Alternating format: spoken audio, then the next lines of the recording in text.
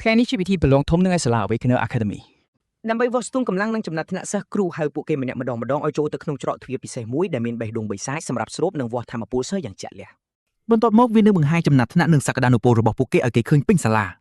សិស្សភាគច្រើនជាពួកអន្តរជាតិ E ខ្លះទៀតអួតពេលបានថ្នាក់ D សក្តានុពលខ្ពស់កម្ពុជាទេពកោសលសាលាបានឈានជើងមកគេជាតយ៉ាតគិលខ្លាំងបំផុតហើយគ្រប់គ្នាចង់ឃើញលទ្ធផលគេណាស់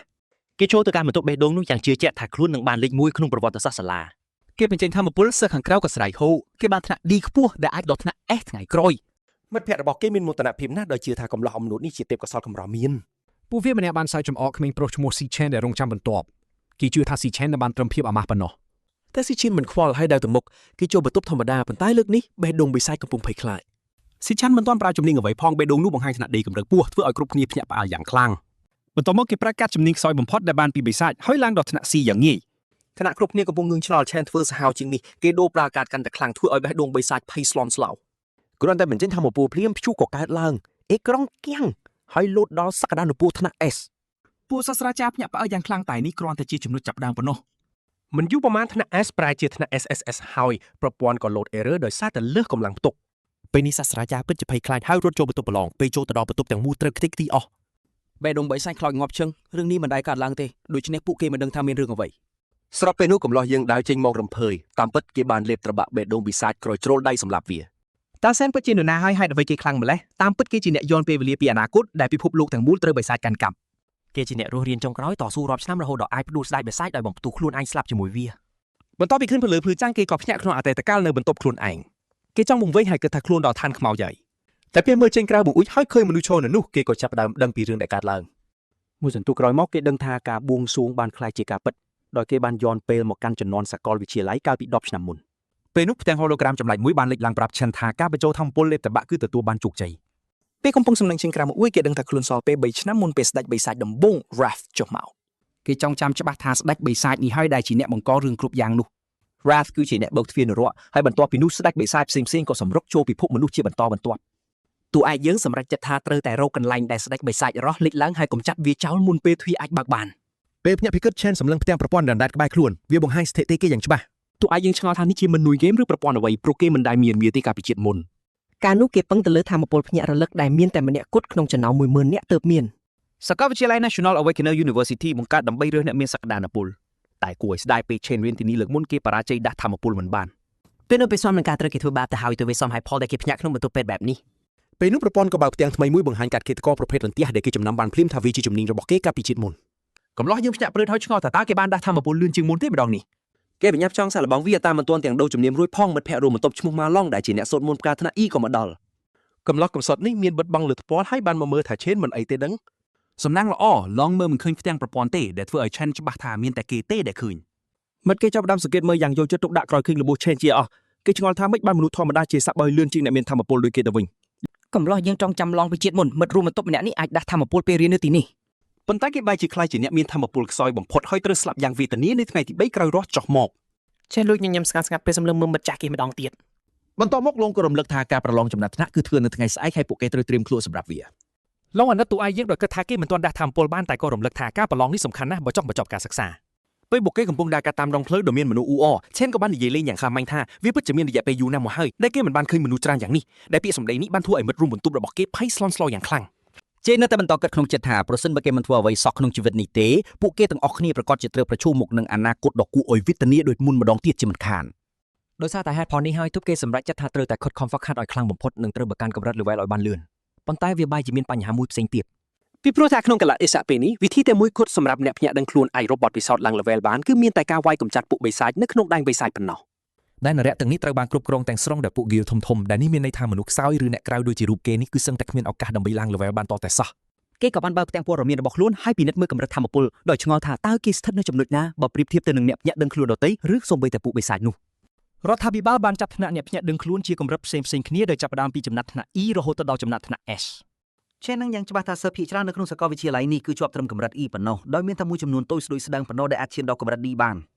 នគេងាកទៅមើលមិត្តភ័ក្តិរបស់ខ្លួនហើយលួចសើចចំអកនៅក្នុងចិត្តដោយយ៉ាងហោចណាស់ក៏មានទំនុកចិត្តថាខ្លួនមានចំណាត់ថ្នាក់ខ្ពស់ជាងគេដែរភ្លាមនោះស្រាប់តែមានបាល់មួយហោះមកយ៉ាងលឿនបោកចំប្រុសកំសត់នោះពេញទំហឹងធ្វើឲ្យវ៉ែនតារបស់គេខ្ទាតធ្លាក់បែកខ្ទេចខ្ទីអស់ តាមពិតទៅពួកគេបានជួបនឹងសិស្សពីកងឆុងនិងកូនចៅរបស់វាម្ដងទៀតហើយដែលជាក្រុមតែមួយដែលបានព្រួតវាយពួកគេកាលពីម្សិលមិញសោះ ចុងញញឹមចុងវត្តហើយសួរទៅកាន់គេថាហេតុអ្វីបានជាមិនយកភេសជ្ជៈមកឲ្យវាក្នុងពេលដែលដឹងហើយថាវាកំពុងលេងនៅទីនេះនោះ ឡងបញ្ញាប់សុំទោសយ៉ាងលឿនហើយរៀបនឹងទៅទិញភេសជ្ជៈដោយប្រើលុយខ្លួនឯងទៅហើយប៉ុន្តែឈេនបានឈានជើងចូលមកខាត់គេដោយនិយាយថាអ្នកដែលត្រូវសុំទោសនៅទីនេះគឺតាមពិតទៅជាឈូនោះទេ គ្រាន់តែបានឃើញមុខអាក្មេងពៀននោះម្ដងទៀតភ្លាមអនុស្សាវរីយ៍ដ៏ជឿចាប់ពីអតីតកាលរបស់ឆេនក៏បានផុសឡើងមកវិញភ្លាមតែម្ដងកាលពីពេលនោះពួកវាធ្លាប់បានព្យាយាមចាប់ឈ្នួលក្បាលគេចូលទៅក្នុងអាងទឹកហើយជំនួសឲ្យការមានអារម្មណ៍ខុសឆ្គងពួកវាបែរជានិយាយថាពួកវាគ្រាន់តែបង្ខំឲ្យគេភ្ញាក់ដឹងខ្លួនតែប៉ុណ្ណោះនៅថ្ងៃនោះពួកវាឈប់វាយតតែពេលដែលឆេនសន្លប់បាត់ស្មារតីទៅហើយពេលនោះឡងបានបញ្ញាប់រត់ទៅមើលគេភ្លាមប៉ុន្តែគ្រាន់តែឈងលឺឆេនហ៊ាននិយាយអ្វីបន្តិចនោះវាក៏បានត្រឡប់មកវាយទាត់ធាក់ធ្វើបាបគេកាន់តែខ្លាំងជាងមុនទៅទៀត ឥឡូវនេះត្រឡប់មកបច្ចុប្បន្នវិញឆេនបានសម្រេចចិត្តរួចហើយថានឹងត្រូវតែប្រដៅពួកក្មេងពីលទាំងនេះឲ្យដឹងដៃម្ដង បន្ទាប់ពីលឺឆានហ៊ានតបតបែបនេះឆុងនិងកូនចៅរបស់វាក៏ដើរចូលមកម្ដងទៀតដោយត្រៀមខ្លួនរួចជាស្រេចដើម្បីបិទមាត់គេជារៀងរហូត តួឯករបស់យើងចម្លងមើលចំមុខឈុងទាំងដឹងយ៉ាងច្បាស់ថាអាមួយនេះចូលចិត្តធ្វើបាបតែអ្នកខ្សោយក៏ព្រោះតែបងប្រុសរបស់វាគឺជាមនុស្សអស្ចារ្យដែលមានតំណែងជាប្រធានក្រុមប្រឹក្សាសិស្សនោះឯងពេលដែលអាក្មេងពៀននោះដើរចូលមកកាន់តែចិត្តសិស្សានុសិស្សដែលនៅជុំវិញនោះក៏ចាប់ផ្ដើមមកចំរំមើលដោយមានអារម្មណ៍អាណិតដល់ឆេនព្រោះគិតថាគេប្រកាសជាត្រូវគេវាយទៀតហើយ នៅពេលជុងដើរមកដល់វាក៏បានសួរម្ដងទៀតថាតើឆេននិយាយអ្វីអំបញ្ញមិញនេះតែឆេននៅតែនិយាយដដែលទាំងស្ងប់ស្ងាត់ថាវាគួរតែឈប់រករឿងពួកគេទៀតទៅ គ្រាន់តែលឺបែបនេះភ្លាមជុងក៏ខឹងច្រឡោតហើយដាល់តម្រង់ទៅរកគេភ្លាមតែម្ដងប៉ុន្តែលើកនេះឆេនបានលើកកណ្ដាប់ដៃឡើងទប់ការវាប្រហាសនោះយ៉ាងងាយស្រួលហើយថែមទាំងបានរួចអាក្មេងពៀននោះឲ្យថយក្រួយទៀតផង មនុស្សគ្រប់គ្នាដែលនៅជុំវិញនោះមានការភ្ញាក់ផ្អើលយ៉ាងខ្លាំងព្រោះតាមដែលពួកគេដឹងគឺឆេនមិនទាន់តែភ្ញាក់ដឹងខ្លួននៅឡើយទេប៉ុន្តែគេបែរជាអាចទប់ការវាប្រហាសដ៏ខ្លាំងបែបនេះបានយ៉ាងងាយទៅវិញ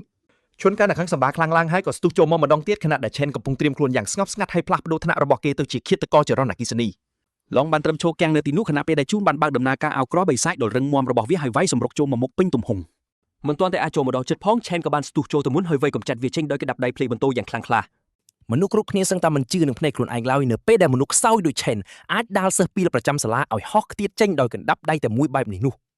សូម្បីតែត្រូវបានគេវាយយ៉ាងចាស់ដៃបែបនេះក៏ដោយក៏ជូននៅតែមិនព្រមបញ្ឈប់ភាពកោងកាចហើយថែមទាំងស្រែកប្រាប់ឲ្យកូនចៅចូលមកសងសឹកជំនួសវាទៀត ចំណែកឯកូនចៅរបស់វាវិញកំពុងតែភ័យញ័រខ្លួនបាត់ទៅហើយបន្ទាប់ពីបានឃើញសកម្មភាពរបស់ឆេនមុននេះជុំក៏បានខំប្រឹងងើបឈរឡើងវិញហើយរត់សម្រុកទៅរកតួឯកយើងម្ដងទៀត ប៉ុន្តែជាថ្មីម្ដងទៀតវាត្រូវបានគេវាយទម្លាក់និងចាប់បោកទៅឆ្ងាយដោយគ្មានឱកាសតបតបានឡើយពីឃើញមេកាយរបស់ខ្លួនត្រូវបានគេកំទេចបែបនេះពួកកូនចៅទាំងនោះក៏ដឹងខ្លួនថាពួកគេគ្មានសង្ឃឹមអាចឈ្នះបានឡើយទើបប្រញាប់រត់បាត់ជើងសព្រីតភ្លាមតែម្ដង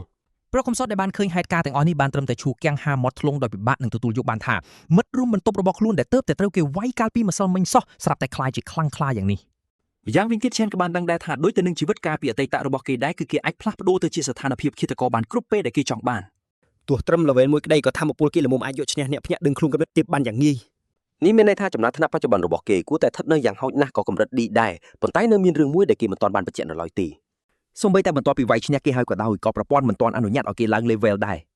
កំពុងតែគិតពីរឿងនេះ Chester តែដើរទៅសម្រាប់អាក្មេងពៀននោះចោលទៅហើយខណៈដែលអ្នកជំនាញខ្លួនកំពុងឈប់មើលទាំងភ័យខ្លាច ប៉ុន្តែនៅវិនាទីចុងក្រោយអនុប្រធានក្រុមប្រឹក្សាសិស្សឈ្មោះលីងយូក៏បានឈានជើងចូលមកខាត់មិនឲ្យឆេនធ្វើអ្វីបន្តទៀតឡើយ នាងបានរំលឹកគេថាទោះបីជាឈុងមានកំហុសក៏ដោយក៏ការវិដំដល់កម្រិតនេះគឺវាច្រើនលើសលប់ទៅហើយ នេះធានាថាគ្មានពាក្យម្នាក់នេះនឹងមិនហ៊ានមករករឿងគេម្ដងទៀតនោះទេហើយដោយសារតែហេតុនេះតួឯករបស់យើងក៏សម្រេចចិត្តដោះលែងវាទៅ ខណៈពេលដើរថយក្រោយចេញមកវិញ Chen ក៏ចាប់ផ្ដើមឆ្ងល់ថាហេតុអ្វីបានជាក្រុមប្រឹក្សាសិស្សចង់ចូលមកជួយសង្គ្រោះមនុស្សដូចជាឈុងបែបនេះ ទោះបីជាគេគ្រាន់តែសម្ដែងធ្វើជាចង់វាយហើយមិនមានចេតនាសម្រាប់វាពិតមែនក៏ដោយក៏គេដឹងថាមនុស្សដូចអាពួកក្មេងពីលទាំងនេះគឺត្រូវតែទទួលការដាក់ទណ្ឌកម្មឲ្យបានសមរម្យបើមិនចឹងទេពួកវានឹងបន្តធ្វើបាបអ្នកខ្សោយជាងម្ដងហើយម្ដងទៀតអត់ឈប់ឡើយបន្តមកឆេនក៏ដើរចេញទៅជាមួយមិត្តរួមបន្ទប់របស់គេខណៈពេលដែលកូនចៅរបស់ពួកក្មេងទំនើងកំពុងលួចមើលពីចម្ងាយពួកគេលាក់ខ្លួនឲ្យខ្សឹបប្រាប់គ្នាថាមិនត្រូវសំបីតែគិតចង់ទៅរករឿងឆេនម្ដងទៀតឡើយ យប់នោះពេលអេបជាយាមប្រាប់មិត្តរួមបន្ទប់ផ្សេងទៀតថាឈៀនបានខ្លាចជាអ្នកលួចឃាតផ្លេចបន្ទោដ៏ខ្លាំងអស្ចារ្យម្នាក់គ្មានអ្នកណាម្នាក់ជឿសម្ដីរបស់គេទាល់តែសោះ ឡងនៅតែបន្តបញ្យល់ពីរបៀបដែលមិត្តធ្លាប់តែខ្សោយរបស់ពួកគេអាចវាយឈុនឡើងចាស់ដៃប៉ុន្តែឆាំងស៊ូអូដែលជាគ្រូមន្តអាគមកម្រិត E ចាត់ទុកវាជារឿងកំ pl ែងទៅវិញ សួរថាបើសិនជាឆេនពិតជាខ្លាចជាមនុស្សខ្លាំងមែននោះចុះហេតុអ្វីបានជាគេនៅតែរត់ហ្វឹកហាត់បែបនេះទៀត គេប្រកាសថាបើជានិស្សិតដែលភ្ញាក់រលឹកថាមពលពិតមែនពួកគេមិនចាំបាច់ពឹងផ្អែកលើការហ្វឹកហាត់រាងកាយជាមូលដ្ឋានបែបនេះទៀតទេ ពេលឮបែបនេះមិត្តរួមបន្ទប់ដែលចូលចិត្តលេងហ្គេមឈ្មោះ Shen Yu បញ្ចេញមតិថាតាមអ្វីដែលគេបានស្ដាប់មើលទៅឡងប្រហែលជាត្រូវគេវាយចំក្បាលធ្ងន់ធ្ងរហើយ ស៊ូនៅតែបន្តនិយាយថាពួកគេទាំង4នាក់ត្រូវគេដាក់ឲ្យនៅអន្តេវាសិកដ្ឋាននេះព្រោះពួកគេជាអ្នកខ្សោយបំផុតនៅបាតតារាងទោះបីជាខំប្រឹងយ៉ាងណាក៏ដោយ ការពិតមួយនេះមិនអាចផ្លាស់ប្ដូរបានទេគេថែមទាំងអះអាងថាខ្លួនឯងគឺជាអ្នកខ្លាំងជាងគេក្នុងចំណោមពួកគេទាំង4ខណៈដែលឡងនិងយូគ្រាន់តែជាអ្នកសូត្រមន្តគាំទ្រប៉ុណ្ណោះ គេអួតបន្តិចត្រឹមតែប្រាប់ខ្លួនឯងថាវាគ្មានផ្លូវទេដែលឆេនអាចខ្លាចជាអ្នកលួចឃាតភ្លេចបន្ទោនោះ គេមានអារម្មណ៍ជឿជាក់ជាងពេលណាទាំងអស់ហើយសង្ឃឹមថាគេអាចនឹងឡើងកម្រិតកំឡុងពេលប្រឡងចុងក្រោយមុនពេលបញ្ចប់ការសិក្សានៅថ្ងៃស្អែក ស្របពេលជាមួយគ្នានោះប្រធានក្រុមប្រឹក្សាសិស្សកងធីងបណ្ដាចេញមកបន្ទាប់ពីបញ្ចប់ការវឹកហាត់នៅក្នុងជាន់បិសាចកម្រិត E ជាមួយលីងយូ គេចាប់អារម្មណ៍ឃើញប្អូនប្រុសរបស់គេនៅឈរត្រង់នោះហើយក៏សួរថាគេកំពុងតែធ្វើអ្វី ឈុនតូនតែថាដរាបណាជនដែលវាយគេនៅតែមានមុខនៅទីនេះគេមិនអាចសូម្បីតែគេងលក់ឲ្យស្ងប់បានឡើយ ជួននៅតែទាមទារឲ្យបងប្រុសរបស់គេជួយសងសឹកឲ្យខ្លួនឲ្យទាល់តែបានប៉ុន្តែទីងបានធានាយ៉ាងស្ងប់ស្ងាត់ថាគេនឹងរៀបចំដោះស្រាយបញ្ហាដែលបានកើតឡើងនេះដោយខ្លួនឯង ពេលកំពុងញ៉ាំអាហារអនុប្រធានបានសួរទៅធីងពីគម្រោងក្នុងការដោះស្រាយរឿងនេះហើយធីងក៏សួរនាងវិញថាតើក្មេងម្នាក់នោះពិតជាខ្លាំងដូចអ្វីដែលប្អូនប្រុសរបស់គេបាននិយាយមែនឬអត់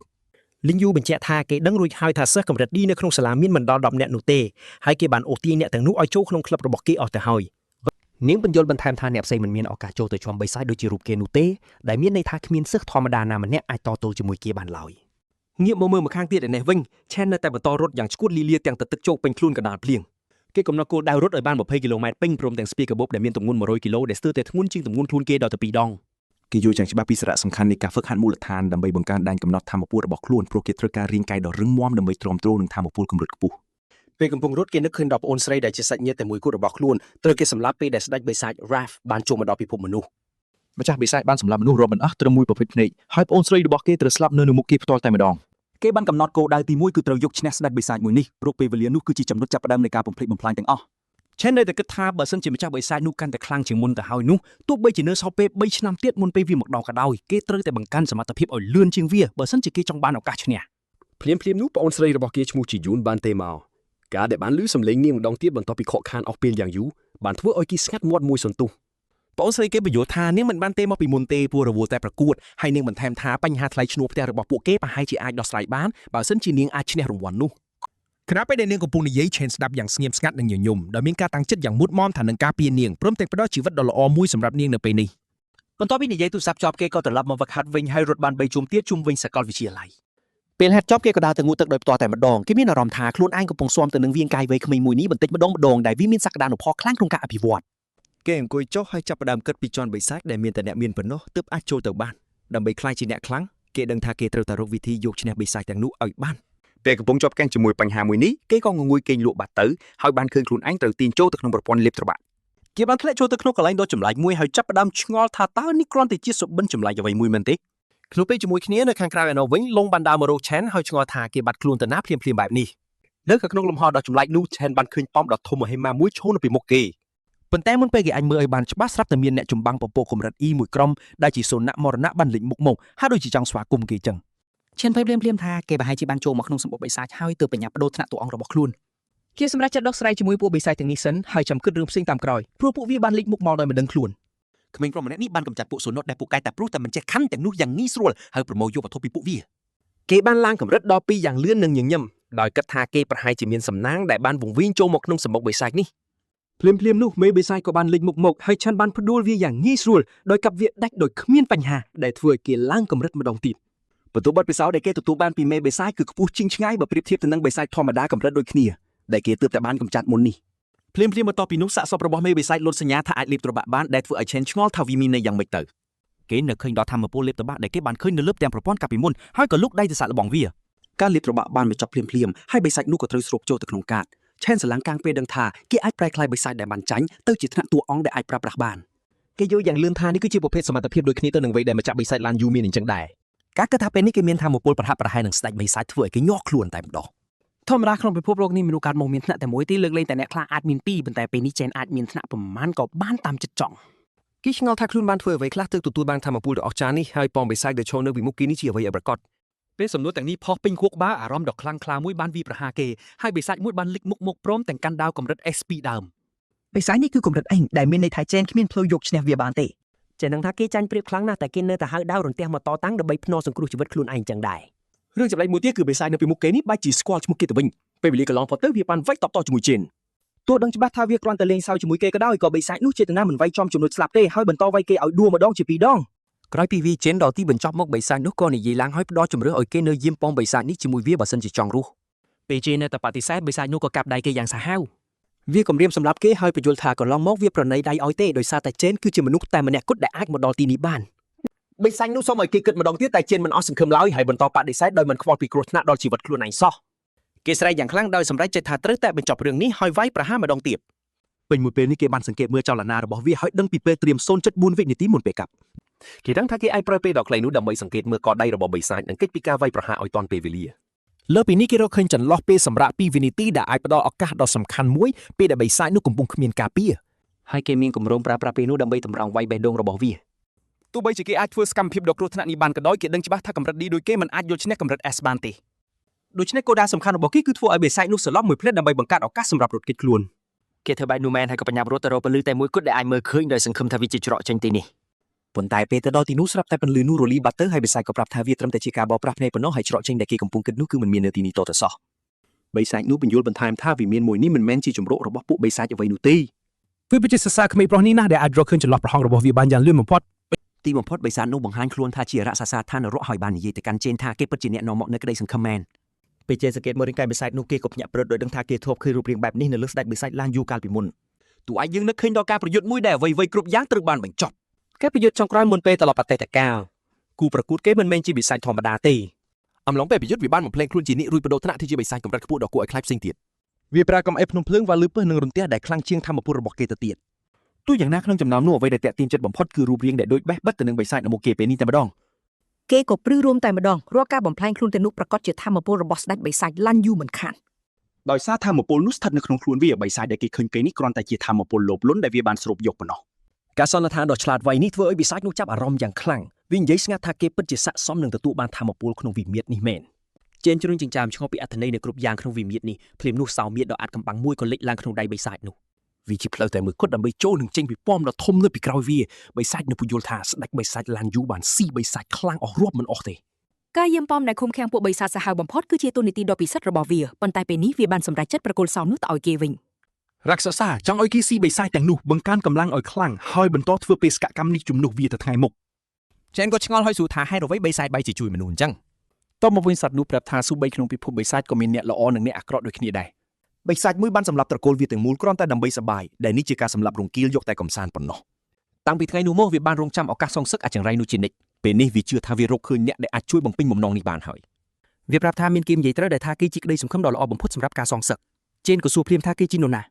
បិសាចនោះគ្រាន់តែឆ្លើយថាចម្លើយគ្រប់យ៉ាងគឺនៅក្នុងប៉មដោយនិយាយក្នុងសំឡេងអាចកំបាំងដូចអ្នកប្រាជ្ញបុរាណចឹង ជាមួយនឹងសម្ដីចុងក្រោយវាបានប្រគល់ធម្មពលដែលនៅសល់ទាំងអស់ទៅឲ្យគេតែម្ដងជាការតបស្នងបិសាចនោះប្រាប់ថាគេត្រូវតែតស៊ូដើម្បីក្លាយជាមនុស្សខ្លាំងបំផុតនៅលើភពផែនដីនេះវាមិនមែនជាកិច្ចការងាយស្រួលទេក្នុងការលាបត្របកសត្វទេរីឆានដ៏កាចសាហាវទាំងអស់នោះដែលលាក់ខ្លួននៅខាងក្នុងប៉មនេះសម្រាប់គាត់សត្វចម្លែកដ៏ឆ្លាតវៃទាំងនោះនៅតែជាឧបសគ្គដ៏ធំដែលត្រូវយូរឈ្នះ បិសាចនោះប្រមានចុងក្រោយថាមានតែអ្នកដែលស្រេកឃ្លានចង់ខ្លាំងទេទើបស័ក្តិសមទទួលធម្មពលភើកូតូរីរក្សសា នោះគឺជាកម្លាំងចិត្តដែលត្រូវការដើម្បីសម្លាប់ស្ដេចបិសាចទាំងអស់ដែលមានបន្ទាប់មករាងកាយរបស់វាក៏រួញក្លាយជាដុំធម្មពលដ៏ក្តៅគគុកសម្រាប់ឈានលេបត្របាក់គាត់ឡើងបាន8កម្រិតភ្លាមៗហើយទទួលបានដាវរបស់រក្សសាចំនួន2ដោយគ្មានការស្ទះស្ទើរគាត់ទទួលយកបេសកកម្មនេះហើយបដិញ្ញាសម្រេចបំណងចុងក្រោយរបស់អ្នកចម្បាំងម្នាក់នោះ ក្រៅពីការកើនឡើងនៃធម្មពលគាត់ក៏ទទួលបានសមត្ថភាពស្រូបយកកម្លាំងពីមនុស្សនិងបិសាចដែលស្លាប់ព្រមទាំងអាចគ្រប់គ្រងទំនិញផែនដីផងដែរ លុះដល់ព្រឹកឡើងគាត់បើកភ្នែកយឺតៗភ្ញាក់ឡើងក្នុងអន្តេវាសិកដ្ឋានដូចថ្ងៃធម្មតាដែរស្រាប់តែគាត់ស្ទុះក្រោកឈរឡើងពេលឮសំឡេងខ្លាំងៗបន្លឺឡើងពេញបន្ទប់មិត្តរួមបន្ទប់របស់គាត់កំពុងរៀបចំខ្លួនហើយប្រាប់ឲ្យគាត់ប្រញាប់ឡើងប្រសិនបើចង់ទៅដល់សាលាឲ្យទាន់ពេលវេលាពេលដឹងថារាងកាយគាត់គ្មានរបួសអ្វីសោះគាត់ឆ្ងល់ថារឿងគ្រប់យ៉ាងគ្រាន់តែជាសុបិនចម្លែកមួយឬប៉ុន្តែទូលេខថ្មីបញ្ជាក់ថាវាមិនមែនបែបនោះទេអ្វីៗដែលគាត់បានជួបគឺសុទ្ធតែនៅទីនេះបន្ទាប់ពីលោកពីកម្រិត2ដល់10ត្រឹមមួយយប់គាត់ឆ្ងល់ថាតើគាត់នៅចំណាត់ថ្នាក់ណាទៅពេលនេះស្រាប់តែមិត្តរួមបន្ទប់ចាប់ផ្ដើមនិយាយលេងសើចដាក់គាត់គេនិយាយពីនរណាម្នាក់ដែលបានសរសើរគាត់យ៉ាងខ្លាំងកាលពីយប់មិញដោយនិយាយថាគាត់ខ្លាចជាមនុស្សអស្ចារ្យនិងមានធម៌ពលខ្លាំងប៉ុណ្ណាមកឡងលួចមើលយ៉ាងស្ងៀមស្ងាត់ពីម្ខាងទៀតនៃបន្ទប់ដោយធ្វើពុតជាមិនដឹងរឿងអ្វីទាំងអស់ យ៉ាងណាក៏ដោយមិត្តរួមបន្ទប់ប្រឈមមុខឲ្យគាត់បង្ហាញសមត្ថភាពក្នុងការវាយតម្លៃចំណាត់ថ្នាក់ដែលនឹងសម្រេចថានេណាខ្លាំងគ្រប់គ្រាន់ដើម្បីរក្សាតំណែងជាស្ដេចអន្តេវាសិកដ្ឋាននេះពេលដើរទៅសាលាស្ដេចខ្លាំងៗនោះបានប្រាប់កូនចៅយ៉ាងមានមោទនភាពថាគ្រប់ចំណាត់ថ្នាក់ទាំងអស់ត្រូវបានចែកចេញជា3កម្រិតដូច្នេះទោះបីជាពួកគេសុទ្ធតែជាអ្នកចំណាត់ថ្នាក់ E ក៏ដោយយ៉ាងហោចណាស់គេក៏មានមោទនភាពស្ថិតនៅកម្រិតកណ្ដាលខ្ពស់ជាងពួកថ្នាក់ទាបដទៃដែរគេដើរធ្វើរូបពីអស្ចារ្យព្រោះគម្លាតរវាងកម្រិតនីមួយៗគឺធំធេងខ្លាំងណាស់ដោយមានទំនុកចិត្តជ្រុលអាត្លុកនោះអះអាងថាគេមានអារម្មណ៍ថាខ្លាំងជាងមុនខ្លាំងណាស់រហូតត្រូវតឡើងកម្រិតតាំងពីការវាតម្លៃលើកមុនម្លេះមកឡងក្តៅក្រហាយយ៉ាងខ្លាំងហើយប្រាប់បងធំយើងឲ្យឈប់លេងសើចគេប្រាប់ឲ្យបញ្ចេញឲ្យអស់ដៃដើម្បីយ៉ាងហោចណាស់យកឲ្យបានចំណាត់ថ្នាក់ D ថ្ងៃនេះធ្វើបែបនេះទើបអាស្ដេចអន្តេវាសិកដ្ឋានអាចបិទមាត់ដល់ប៉ះប៉ោចរបស់វាបានម្ដងបន្តិចក្រោយមកពួកគេក៏មកដល់សាលាដែលសិស្សគ្រប់គ្នាកំពុងប្រមូលផ្ដុំគ្នាទាំងអន្ទះសារសម្រាប់កម្មវិធីប្រកាសចំណាត់ថ្នាក់ពួកក្មេងដំណឹងដែលចូលមកធ្វើរៀងដូចជាពួកគេជាម្ចាស់សាលាមួយនេះអញ្ចឹងដោយរោគវាយអ្នកណាដែលហ៊ានសម្លឹងមើលពួកគេខុសរបៀបសូម្បីតែស្នាមញញឹមក្រអិតក្រទមរបស់ស្ដេចអន្តេវាសិកដ្ឋានក៏រលីបាត់ដោយឪពុកវាដែរពេលឃើញពួកគេភ្លាមប៉ុន្តែមិនខុសពីវាទេពួកក្មេងដំណឹងទាំងនោះក៏ស្ទើរតែភ័យញ័រជើងដូចគ្នា ស្រាប់តែមិនដឹងពីណាពួកគេចាប់ផ្ដើមអងក្បាលគោរពបងធំចេញដោយគ្មានការស្ទាក់ស្ទើរឡើយ មិត្តរួមបន្ទប់របស់គេចាប់ផ្ដើមដឹងខ្លួនបន្តិចម្ដងថាប្រហែលជារឿងគ្រប់យ៉ាងដែលម៉ាលុងបាននិយាយមិនមែនជារឿងកុហកទាំងស្រុងនោះទេ បងធំយើងធ្វើមិនដឹងមិនលឺជាមួយពួកល្ងីល្ងើទាំងនោះហើយគិតតែពីរឿងខ្លួនឯងបន្ទាប់មកគូប្រជែងថ្មីម្នាក់ទៀតក៏បានដើរមកឈររាំងពីមុខគេ អាម្នាក់ដែលធ្វើខ្លួនជាប៉ូលីសសាលាគឺសមាជិកក្រុមប្រឹក្សាសិស្សជៀនបានចូលមកផ្ដល់ការព្រមានយ៉ាងគួរសមដល់គេ មើលទៅប្រធានក្រុមប្រឹក្សាសិស្សបានបញ្ជូនវាដោយផ្ទាល់ឲ្យមកទូនមានអាល្ងងណាដែលហ៊ានលើកដៃវាយប្អូនប្រុសសំណប់ចិត្តរបស់ខ្លួនមិត្តភ័ក្តិទាំងអស់របស់ចែនប្រញាប់រកគេខ្លួនពួនបាត់អស់ភ្លាមពួកគេពិតជាភ័យខ្លាចជាងខ្លាំងណាស់ដែលវាគឺជាអ្នកចាំចាត់ការរឿងកខ្វក់គ្រប់យ៉ាងឲ្យប្រធានក្រុមប្រឹក្សាសិស្ស មិត្តរួមបន្ទប់មិនយល់សោះថាហេតុអ្វីបានជាបិសាចចំណាក់ថ្នាក់ឌីនេះស្រាប់តែមកសម្លឹងមុខបងធំយើងបែបនេះវាដើរជុំមួយចិត្តខ្លួនរបស់ចេនតែម្ដង អាចឆ្កែបំរើដ៏ស្មោះត្រង់របស់ប្រធាននេះបានអួតក្អែងថាចំហដ៏ប្រកែរបស់វាអាចឲ្យវាវាយតម្លៃបានយ៉ាងច្បាស់ថានរណាម្នាក់ខ្លាំងកម្រិតណា ហើយពេលនេះអ្វីដែលវាអាចហាត់ក្លិនបានពីគេគឺមានត្រឹមតែក្លិនអាអ្នកចាញ់ដ៏ទន់ខ្សោយម្នាក់ប៉ុណ្ណោះដោយហួចចិត្តនឹកសម្ដីមើងងាយនេះបងធំយើងក៏បកអាក្រាតវាវិញដោយមិនញញឹតអ្វីឡើយជៀនក៏ខឹងឆាវឆាវឡើងដាច់ក្បាលម៉ាស៊ីនតែម្ដង គ្រាន់តែត្រូវគេហៅថាឆ្កែភ្លាមមុនពេលការវាយតបគ្នាកើតឡើងចវាយរបស់អាឆ្កែធំបញ្ជាក់នេះក៏បញ្ជាឲ្យវាថយក្រោយជាបន្ទាន់មុនពេលពួកគេបង្កើតរឿងផ្អើលដល់អ្នកដទៃ បន្ទាប់ពីបានស៊ើបអង្កេតមើលរួចគេក៏បានដឹងថាប្អូនប្រុសរបស់គេទេដែលជាអ្នកផ្ដើមរឿងវាយតបនេះមុននោះ ការត្រូវគេវាយឡើងហាមុខនេះគឺគ្រាន់តែជាលទ្ធផលនៃការទៅរករឿងអ្នកដែលខ្លាំងជាងខ្លួនប៉ុណ្ណោះ និយាយចោះប្រធានក៏សម្លឹងមើលគេដោយខ្សែភ្នែកដ៏មុតស្រួយដោយកំបិតព្រួញប៉ុន្តែតួឯករបស់យើងមិនមានអារម្មណ៍ភ័យខ្លាចតតែសោះសូម្បីតែបន្តិច ស្របពេលនោះសាស្ត្រាចារ្យម្នាក់ក៏បានប្រកាសថាកម្មវិធីវិតម្លៃចំណាក់ថ្នាក់បានចាប់ផ្ដើមជាផ្លូវការហើយតម្រូវឲ្យសិស្សទាំងអស់ដើរទៅមុខនៅពេលដែលគេហៅឈ្មោះរបស់ពួកគេពេលបានឮបែបនេះប្រធានក៏ប្រាប់ឆ្កែរបស់ខ្លួនឲ្យចាក់ចេញទៅ គេគិតថានេះជារឿងនៃការឡើងតែម្ដងប៉ុណ្ណោះហើយចេញនៅមិនហ៊ានមកកបញ្ហាអ្វីទៀតទេបន្ទាប់ពីការគម្រាមកំហែងរបស់ពួកគេ សម្លឹងមើលពីទីខ្ពស់មកបុរសម្នាក់បានសួរអនុប្រធានដោយក្តីសង្ស័យថាហេតុអីបានជាថ្ងៃនេះនាងចុះមកមើលពិធីចាត់ថ្នាក់ដោយផ្ទាល់ គាត់ឆ្ងល់ថាតើមានអ្នកចំនួនថ្មីណាធ្វើឲ្យនាងចាប់អារម្មណ៍ឬយ៉ាងណាស្ត្រីនោះញញឹមតិចតិចរួចនិយាយថាឆ្នាំនេះប្រកាសជាគួរឲ្យចាប់អារម្មណ៍ខ្លាំងណាស់ មិនយូរប៉ុន្មានឈ្មោះរបស់ឆេងស៊ូត្រូវបានប្រកាសហៅស្ដេចអន្តេវសិកថារូបនេះមានអារម្មណ៍ថាភ័យបន្តិចពេលកំពុងបោះជំហានជួរកាត់តាមទ្វារនោះ បរិយាកាសពិតជាផ្លាស់ប្ដូរទាំងស្រុងនៅពេលចូលដល់មកខាងទៀតអ្នកដឹងទេការវាតម្លៃនេះត្រូវតម្រូវឲ្យធ្វើឡើងម្ដុំម្នាក់នៅខាងក្នុងសម្បុកបិសាចដ៏ពិសេសមួយ នៅក្នុងបេះដូងបិសាចដែលភ្ជាប់ដោយខ្សែភ្លើងកំពុងវាស់កម្រិតនិងសក្តានុពលរបស់អ្នកតានដោយស្រូបយកធម៌ពលរបស់ពួកគេ នៅពេលដែលអ្នកទ័របញ្ចេញធម៌ពលខ្លាំងបំផុតរបស់ពួកគេសញ្ញានោះនឹងបញ្ជូនត្រឡប់មកផែនដីវិញដែលជាកន្លែងបង្ហាញលទ្ធផលនៃការវាយតម្លៃរបស់ពួកគេ ចំណេះថ្នាក់របស់ស្ដេចអន្តេវសិកថានៅតែរក្សាដូចកាលពីលើកមុនដដែល ប៉ុន្តែសាស្ត្រាចារ្យហាក់មានការភ័ន្តច្រឡំពេលសក្តានុពលរបស់គេប្រើពេលយូរជាងការរំពឹងទុកដើម្បីបង្ហាញចេញមកឡងសម្លឹងមើលតួលេខដែលកំពុងប្រែប្រួលយ៉ាងយកចិត្តទុកដាក់បំផុត ក្រោយពីការរងចាំយ៉ាងអន្ទះសារសក្តានុពលខ្ពស់បំផុតរបស់ឆេងសូត្រូវបង្ហាញថានៅត្រឹមតែកម្រិត C ប៉ុណ្ណោះស្ដេចអន្តវសិកថាដើរចេញទាំងអស់សង្ឃឹមដោយដឹងថាការរីកចម្រើនដែលគេគិតថានឹងមានគឺគ្រាន់តែជាការគិតម្នាក់ឯងប៉ុណ្ណោះមិត្តរួមបន្ទប់ព្យាយាមលួងលោមគេដោយប្រាប់ថាពួកយើងទាំងអស់គ្នាស្ថិតនៅក្នុងស្ថានភាពដូចគ្នាទេជាប់គាំងត្រឹមកម្រិត E ហើយមានសក្តានុពលអាចឡើងដល់ត្រឹមកម្រិត C យ៉ាងខ្ពស់បំផុតបន្តិចក្រោយមកកូនចៅរបស់ប្រធានបានដើរចេញមកយ៉ាងមានមោទនភាពបំផុតគេនៅតែស្ថិតនៅកម្រិត D ទាបដដែលប៉ុន្តែគេមានសក្តានុពលអាចឈានដល់កម្រិត A មិត្តរួមបន្ទប់របស់ឆេនចាប់ដើមអស់សង្ឃឹមដោយសារពួកគេឃើញសិស្សជិត10នាក់អាចឡើងដល់កម្រិត D បាត់ទៅហើ